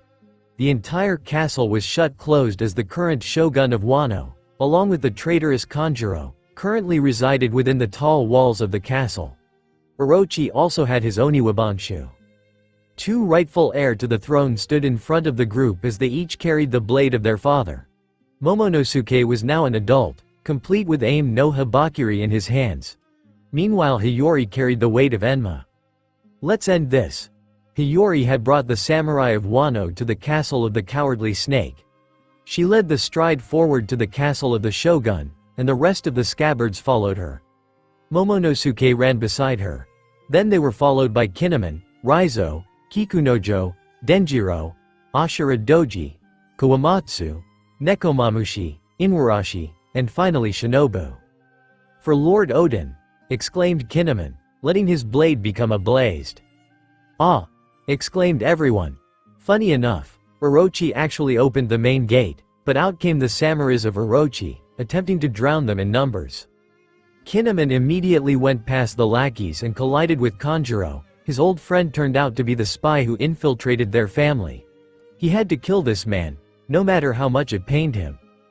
Denjiro let anger seep through his body as he channeled all the years of his pain through the guard of Fukurouju. But he had to do more than that to get through the guard of the ninja. "For all the years that you've tortured my people while carrying out your passion." Ashura Doji stood in front of Daikoku, not allowing him to get to his master. Inuarashi unleashed his cat fury against Bishamon. Nekomamushi did the same with his dog tenacity against Hanzo. Raizo then looked at Chrome, knowing full well of her abilities. This was going to be dangerous. Kikunojo had to fight the quick-moving Fujin. Kawamatsu faced off against Raijin. Shinobu was faced off against the fair-skinned Jigoku Benton. She noted that she used to be as beautiful on her younger days, but it was time to show the young lady that she fought for the wrong team. Finally both Momonosuke and Hiyori got through the remaining Oniwabanshu and entered the chambers of Koruzumi Orochi. "I'll kill you all, I'll kill you all." A massive hydra filled the room, each head threatening the life of the siblings. But the siblings had no fear. This was their destiny. Wano.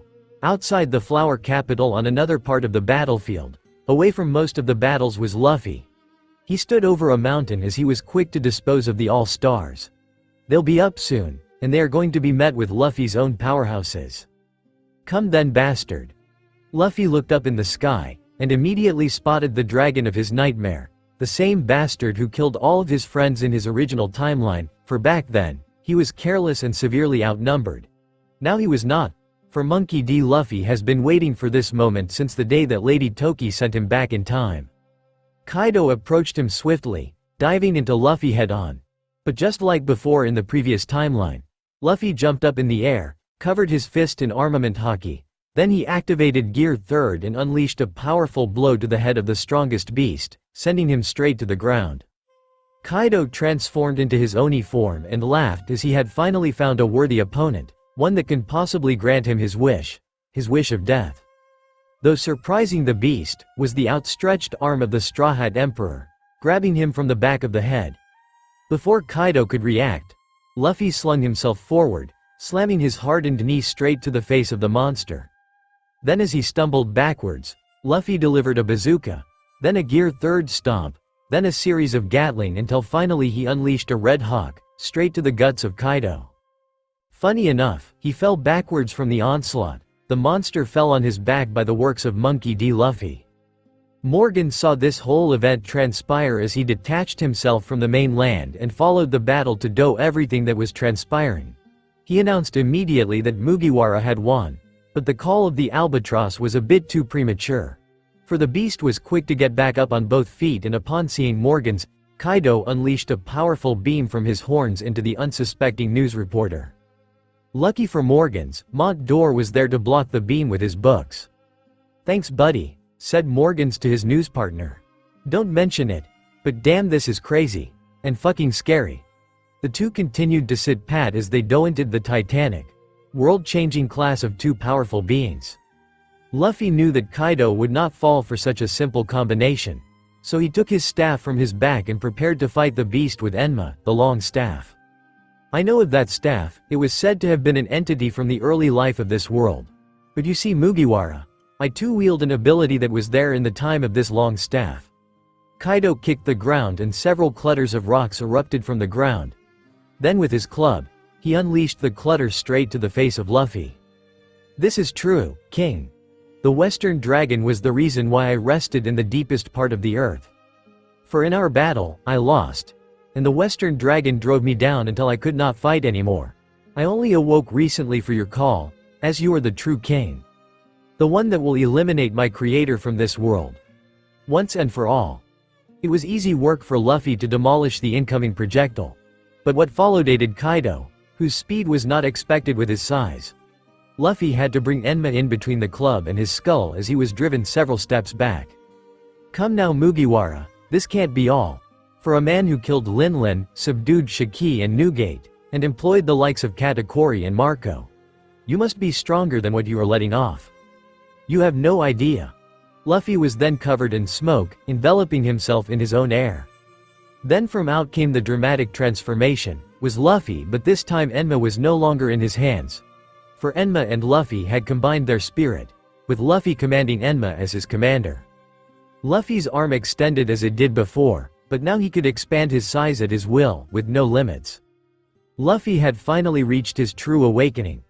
Kaido doubled over in pain as he received a hardened punch straight to his guts. It was quick to reach him, but it was also deadly as it expanded instantaneously into a large fist, slamming the beast through several mountains. Those who could stop for a moment to watch were in awe. Those who were busy with their own battles could only smile at the shockwaves that escaped the air. Luffy retracted his fist and pursued the dragon before he could recover. Each fist was harder than the last, as if getting hit by pure pain. Kaido could only smile as he finally met his true adversary, someone who can help him use his true power. And so Kaido unleashed a powerful breath to create some space between himself and Luffy. Then as the space was created, Kaido screamed into the air, transforming himself into his hybrid form. For he had become an anthropomorphic dragon-man hybrid, with his blue scales more compact to cover the entirety of his body. His head was a combination of his imposing eyes along with the snout of his dragon form and of course, his horns which represented his supremacy within his animal kingdom. And Luffy immediately knew that this was not the same monster he fought earlier. This was Kaido at his finest. "I'll make you realize that you are weak Mugiwara." Kaido bounded forward to clash with Straw Hat Luffy. "I am the strongest," roared the mighty beast. "Funny, I was going to say the same thing Kaido." And Luffy responded by meeting him down the middle for an epic clash for the ages. With the Western Dragon, meeting the Rubber Monkey King, Onigashima, Day 2. Emperor, red-haired, Shanks vs Emperor Marshal D. Teach, Blackbeard. How long has it been since they started fighting? No news on the mainland as they had no idea what was happening in the Flower Capital. But here he was, using all the energy he could muster, against the bastard named Marshal D. Teach. Black and red lightning collided with pure darkness, as a weakened Shanks exchanged strikes with the well-rested Blackbeard. "How long can you keep up, Shanks?" Blackbeard slammed down his cutlass on the tired emperor, continuously pounding him with powerful strikes from all angles. "As long as it takes Teach," Shanks pushed on despite gaining an unfair disadvantage. He had to repay the scars that Teach etched in his face. "Tell me dog, did you fetch for your master?" Shanks knew that this was a sensitive topic for Teach, for the man fought completely against his destiny. Teach had a duty to uphold, but it was ultimately his own ambition and dream that rocketed him to achieve his desire. Marshal D. Teach was tasked with upholding the law of Uranus, for that was the role of Cerberus. But having the will of D, he opposed his master's commands and obtained his own ambition and goals. Funny how fate seems to look down upon him as once he obtained his darkness fruit. Most of his long-term game plan were foiled by, in extension, Mugiwara. He wanted to gain the service of the Quake fruit. But Whitebeard was restored to his prime. He wanted to kill the child of Roger, but somehow the kid was able to join the warlord, and now work with the Straw Hats. Another nuisance for another day. He too wanted to become king to ultimately become the ruler of this world, and to achieve that, he had to kill his creator.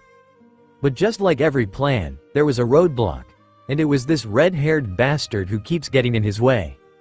Someone had to die today, they both thought in unison.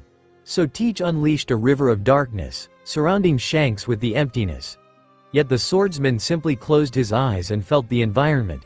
For the darkness was merely visual, he could use his observation to locate the coward. In all my life, Teach began to speak. His voice echoed in several directions, causing Shanks to grab hold of his ears. The sly bastard was trying to overwhelm his senses. I have never encountered anyone so fucking stubborn. Yeah, I learned for the best. He was referring to his late captain, of course. From the time that you took the scar on your face from me way back when you were still starting your journey while I was with the Whitebeard pirates, until now giving the location of Pluton to him. You're a pest that needs to be eliminated. A darkness spear zoomed right past the head of Shanks. If he had moved an inch, he would be dead. I wish that I did not show you mercy back then. A memory of a younger Shanks, standing over the cowering Teach, began to play in the mind of Blackbeard. Please, Teach begged to be brought, his blade straight to the sky, seemingly putting an end to Teach's miserable life. But instead, he hid his blade. Instead he offered him a hand. Big mistake, as Teach did take the hand that was outstretched to him. And just like the bastard he was, Teach revealed his claws, attempting to puncture the neck of Shanks. Good thing Shanks was paying attention, as he was able to step back on time, the claws etching their mark over his eyes. Teach fled, hiding once more behind the coat of the strongest man. Ever since then, their fates seemed to be intertwined, with one man meant to kill the other. You should have killed me when you had the chance. Now I'm far stronger than I was. Teach revealed cutlass made completely out of his darkness. It danced along the form of the cutlass as Teach twirled and played with it. That's why I won't this moment pass like before. Shanks brought down his sword and collided with the darkness. Rather than metal hitting one another, the darkness instead surrounded the red-haired man once more. This time though, Teach was more brutal, not electing to toy with Shanks as he did on his initial attempt to surround the man in darkness. This time, darkness spikes flew from different directions, all of which were aimed to kill, but Shanks did not plan on dying, for he had something worth fighting for: love. If he died here, he would not be able to go on the promised date with Makino. Maybe it was for the best that their date never came into fruition, for now Shanks had something to strive for. A life after all this craziness, a time to settle down. A spike penetrated the core of Shanks, surprising not only himself, but Teach. Time seemed to have slowed, as nobody expected such a simple trick to actually injure Shanks. But alas, there he was, covering his open wound with his hands. Blood continued to gush out as Teach finally found his perfect opportunity. He drew back his darkness cutlass, aiming for the neck of the injured Shanks. Looks like I won't be able to keep my promise for that date, Makino. Never get to see you become King Luffy. Then just as Teach's blade was swiftly making its way to the neck of Shanks, rumbling began from all around them. And instinctively, Teach was able to lean back, as a powerful Basento came down on him from out of nowhere. For within seconds, a towering powerhouse had traveled from the surface floor of Onigashima straight down to the depths of the dungeon. Their eyes met for a moment. Shanks could only look on in surprise as the man himself, Edward Newgate, interfered with what would have been certain death. Blackbeard had already jumped backwards while Whitebeard had remained beside Shanks, protecting him. I got this now, brat, you should rest. Whitebeard looked at his counterpart, anger seething through his veins at what the little fucker did to his family. He noticed that something was off with Shanks, for the red-haired bastard was miles stronger than what he was giving out. Thanks. With the simple phrase, Shanks fell flat on his face. Days of torture, malnourishment, and exhaustion had finally caught up with him. He currently laid on his own pool of blood, but breathing, for now. You fucking piece of shit. This here will be your graveyard, for I will make it so. Whitebeard would not let up on the man who murdered his family. The man who took advantage of their lowest point, and killed them like nothing. The man who killed Thatch. The man who killed everyone. Teach was going to die no matter what. Zihaha, old man. Teach simply jumped backwards, avoiding the powerful quake-infused punch. Not only did he avoid the punches with ease, but also took the strikes from the Basento like they were nothing. This wasn't the same Teach that followed around Thatch. This was some kind of monster. Doesn't matter if you got younger, or if you were cured from the poison that I was giving you. You still have no chance to defeat me. Whitebeard was going to lash out in anger, but his chest began to feel tight and he fell back on his bed. Maybe it was really his age. Marco and Jozu remained with the captain, but Thatch left the room. Though in the shadow of the hallway of the hospital ward of the Moby, a smile formed in the face of the culprit on the sudden weakness of the health of Whitebeard. Teach began to walk away, hiding a small black bottle with a red skull on it, laughing to himself as his plan went into play. Not yet. No, not quite yet. This was supposed to be Whitebeard's conquest for the One Piece. But one member of his own crew was unknowingly the reason for his sudden decline in health. Thatch had caught Teach walking outside of the hospital ward. Teach immediately turned around with a smile on his face. You worried too, huh? Well, nothing we can do about it. All we can do is make some magic with our hands. Thatch gave Teach a smile. Yeah. Teach responded and followed Teach to the kitchen of the Moby. Not yet. No, not quite yet.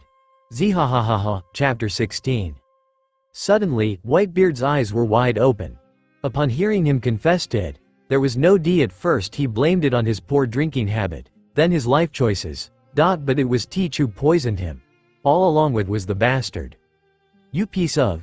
In his anger, the entire island of Onigashima began to tremble violently, and those who experienced it could only fear for their life as Whitebeard was angry beyond measure. Emperor Edward Newgate, Whitebeard, versus Emperor Marshal D. Teach, Blackbeard, was underway. Above the grounds, where the Titanic captains met their match in the red-haired pirates, Shaki, Buggy, and Rayleigh, they began to tremble at their current predicament, knowing full well that they needed to get out of this somehow, or they would be dead. Though there was one man that did not fear death, as he decided to cross blades with Rayleigh. Shiryu of the Rain was the former jailer of Impel Down, now assigned as one of Blackbeard's most powerful crewmates. He jumped away from Ben Beckman to engage the former vice-captain of the Pirate King. Still as sharp as ever, Shiryu. Rayleigh never let the smile fade from his face as they exchanged blows. His confidence was overwhelming. But I'm not your opponent. Rayleigh then pushed back Shiryu mid-strike and the Titanic captain found himself in a war against Ben once more. Where do you think you're going, you bastard? Turns out, Ben was a lot stronger when he was serious, and his blade was heavier with each strike. Why don't you die already, Beckman? Shiryu said from under his breath, though not one was gaining the advantage over the other. Meanwhile, Rayleigh returned to his battle, killing and dismembering any and all pirates who came close to him or Shaki. Sorry about that, Shiryu is as determined as ever. Rayleigh slammed the enemy pirate against another, more brutal than ever. Playtime was over. Red-haired pirate vice-captain Ben Beckman versus second ship captain, Blackbeard pirates Shiryu, of the Ron. On the first day they fought in an endless flurry of exchange, and now on the second day Shiryu grew bored and went after Rayleigh, pissing off Ben Beckman. Their flurry intensified, and just like before, they were not gaining any grounds against each other. Ben's blade was heavier than before, but Shiryu had a trick up his sleeve. Shiryu decided to reveal his small dagger, one in which he pulled from his waist belt. It was a tiny dagger, but it came with a caveat. For it was a blade that consumed the Scorpio Logia, and therefore it could transform into the Scorpion dagger. Without knowledge of this, Ben could only dodge what he perceived was the trajectory of the blade strike. He did not account for the Scorpion stinger. As the stinger hit him, Ben collapsed on the ground. This was enough for Shiryu to feel confident to deliver a decapitating blow. Now die. It was a millisecond of opening, but it was enough for Shiryu to feel confident in delivering a fatal blow. But this wide swing was enough for Ben to take advantage of. For as Shiryu brought his arms in the air to attempt to decapitate Ben, the first mate of Shanks took his blade and pierced him straight through his guts. The strike came out of nowhere. From a disadvantageous position, Ben was able to pull out a powerful counter. Ben had let his blade linger within the chest of the former Marine jailer standing on both feet as he pushed in deeper. He let the man suffer slowly, letting him choke in his own blood. Good riddance. Then, as life escaped the eyes of Shiryu, Ben withdrew his blade, letting his enemy's body fall in the ground.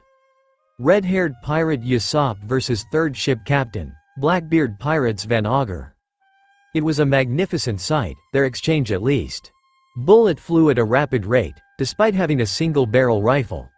Their battle has taken them to the entranceway of Onigashima, where they were currently climbing the stairwell that led to the main hall of the island. The stairs were symmetrical on either side of a glorious waterfall, and both men unleashed a rain of bullets against one another. It was a sight to behold as the duo were climbing the stairs while launching bullets at one another. The Blackbeard sniper decided to double down on his shot, using his sniper to launch the first bullet, and quickly pulling out his flintlock pistol to hide behind the bullet of the sniper. Lucky for Van Augur, his bullet was quick. Unlucky for him, Usopp was quicker. The bullet of Van Augur collapsed within the mighty force of Usopp's own bullet. Then the bullet traveled through one another, with Usopp traveling the distance and surprising Van Augur. Usopp's bullet met the trigger arm of Van Augur, swiftly knocking him on the ground. Just like that, Usopp of the red-haired pirate stopped running up the flight of stairs, walked toward his enemy and placed his gun over the head of Van Augur. "Fuck you." Blood flowed from the mouth of Van Augur as he remained defiant in his death. There's only one sniper king in all of this damn world, and he is not on this island today. He fired the shot, then Usopp looked onto the main island, where the man he was referring to was currently located. A person sneezed in the flower capital. "Bless you," said Kaya. "Thank you," replied Usopp as he wiped his snot. Someone must be talking about him. Straw Hat Pirate Grand Armada Weapons Unit Commander Buggy, the Clown, with red-haired pirate Rockstar versus 4th Ship Captain, Blackbeard Pirates of Alo Pizarro. I've never been defeated by a clown, for my skin is impenetrable from attacks. My body can even withstand Garp's punches. Avalo had a sickening smile on his face, truly meaning what he was saying. And little did he know that his aggressive form of combat would be his downfall, as when he charged forward, he was caught immediately within the world of Buggy. For the clown had activated the Bara Bara festival, completely with sharpened metal all over his chopped up body parts. Avalo Pizarro was competent enough to punch the air and produce enough force to knock back the rotating body parts, but in this instance, Buggy would send his other body parts to make small cuts all over Avalo Pizarro. It was the slow game, but it was enough for Buggy to come out on top. Little by little he was able to chip away the armor of the level 6 prisoner. And little by little, Buggy was drawing blood. And eventually he was able to use this mini-opening to insert his Bara Bara bladed festival within the body of Avalo Pizarro and cut him from within his body, literally killing him from the inside. Just like that, Buggy had successfully penetrated the unbreakable skill of the blue-haired menace. He then proceeded to stab him multiple times from within, and eventually, a gruesome image emerged of the hand of Buggy reassembling within the body of Avalo Pizarro and escaping from his chest cavity. This caused the unbreakable man to break, falling flat on his back. Buggy then began to walk towards his opponent. The battle-hardened clown was no longer the goofball he once was in the original, stood over the fallen Avalo Pizarro, victorious in his battle. "Wow, you're stronger than Captain Shanks makes you to be." Rockstar had sat up and watched as Buggy unleashed his knife festival, impressed by the outcome. "I'm Buggy the fucking clown bitch," and with that, he took a knife with his bare hands. Attaching all of his limbs back, he pinned it straight through the skull of the fallen Titanic captain. Onigashima shores. This all occurred on the first day of the war. Katakuri and Yamato continued to size up one another. Robin then found this intense stare-down as a chance to slip away, with her beloved Luffy having 3 of the 4 road poneglyph. This would be the last one to Laugh-Tale. Yamato noticed Robin's attempt to slip away, dashing toward her with her club ready at hand. Robin could stand on her own, but she had a more important mission to attend to, therefore Katakuri had to interfere. He appeared above Yamato, surprising her with his speed. He then brought down his mochi hammer straight down on her club. Her weapon collided with the ground as Katakuri stood over it, Roby with a smile on her face. Katakuri, with his scarf over his pelican jaw, looked down on Yamato, recognizing that she was strong, but Katakuri was stronger. "You dare oppose me, mortal? I am the daughter of a monster." Her attire was a mere loincloth, barely hiding her womanly assets. Although she was not inclined to any primal needs, for all she cared about was strength, and the admiration of her father. But now her curiosity for true history had diverted her path to pursue Mugiwara. She pulled her club back, covering it with haki. She then brought it over her head to slam down on Katakuri. That's so?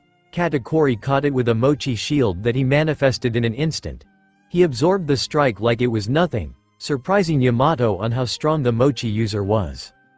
Then in the depths of Onigashima, way into the belly of the island, Robin had found what she was looking for. Etched within the walls of the island itself, the solid formation was a sight to behold. She slowly approached it, passing the empty throne which must belong to Kaido. Then she touched the magnificent road poneglyph and immediately felt relief. This will do it. They got one in Fishman Island, one from Toto Land, and a rubbing from Zo. Now it was time to complete the map. It was time to make her Luffy king. Robin has found the last road poneglyph. Emperor Edward Newgate, Whitebeard, versus Emperor Marshall D. Teach, Blackbeard. Newgate's quakes were being absorbed into the void. Teach's darkness was endless, swallowing everything it came in contact with. Thus his pain level is always at its peak, and therefore his pain tolerance is absolutely insane. But what Teach didn't account for was that Newgate was far stronger than he remembered him. He was no longer the sick man that he once was. No, this Newgate had trained countless hours, amongst the very best that the world can offer. He was no longer bound by his health concerns nor age limitation. This was Super Prime Whitebeard. Whitebeard took his Basento and tried to cut the head of Blackbeard straight out of his body. The slice was enough to cut the horns from the massive skull of Onigashima, but it was not enough to cut Blackbear. For Teach unleashed a world of darkness, similar to what he used to inflict a deadly wound within Shanks. He thought he had Whitebeard in the corner. And similar to Shanks' predicament, Whitebeard was rained with thousands of solid arrows. This time it wasn't made out of darkness, this time it was solid cold hard metal. And Whitebeard would know this firsthand as several were able to get through his guard, as without the use of his eyes, he had to adjust for the new darkness around him. But as the arrow continuously pierced his skin, Whitebeard was finally able to locate the rat bastard. And in one leap, he was able to cover the distance, grabbing the face of Teach with his bare hands. Found you. He then slammed the face of Teach straight on the ground, dragging him along the earth. This went on for a solid minute before Teach unleashed a wave of darkness that forced Whitebeard to release his grip. Teach stumbled backwards, cowering within his darkness as he did it again, unleashing the world of darkness as he recovered from the strike. Though this time, Newgate was ready. His senses had already adjusted into the emptiness. Instead, Teach found himself at the end of the signature Basento of the great Whitebeard deep within his core. How did Whitebeard find him so quickly? What did he do wrong? Memories of his life flashed before his eyes. Obtaining the fruit of the Cerberus, learning late into his life that he was bound by his duties to Uranus. Not being able to sleep ever since then. Defying Uranus and forging his own path, defiance. Joining Whitebeard and hiding in his coat. Poisoning Whitebeard in order to stop him from pursuing the One Piece. Obtaining his darkness fruit by killing Thatch. Setting up a deal with the beast pirates for devil fruits for weapons. Obtaining a massive fleet filled with notorious pirates. Breaking out the level 6 prisoners and obtaining his titanic captains. Collecting powerful devil fruits. Killing the Straw Hats. Capturing Shanks. Dying. I told you I would kill you, Teach. Good riddance, may your soul be restless in the eternal suffering you deserve. Life escaped the eyes of the eccentric bastard. Finally he was dead. With that, Whitebeard placed his Basento diagonally on the ground, letting the lifeless form of Blackbeard slide along the blade of his Basento straight down to the other end. The ultimate disrespect of the most despicable man. That day in Onigashima, Newgate had successfully killed Teach. His body laid lifeless within the erect Basento of Whitebeard, his blood continuously dripping along the handle. For his family, friends, and everyone this man had ever hurt in his life, the ultimate revenge had finally paid off. Despite his death, Blackbeard had the will of D, therefore, dying with a smile on his face. Whitebeard could only look angrily at the fallen emperor. He deserved more, so much more.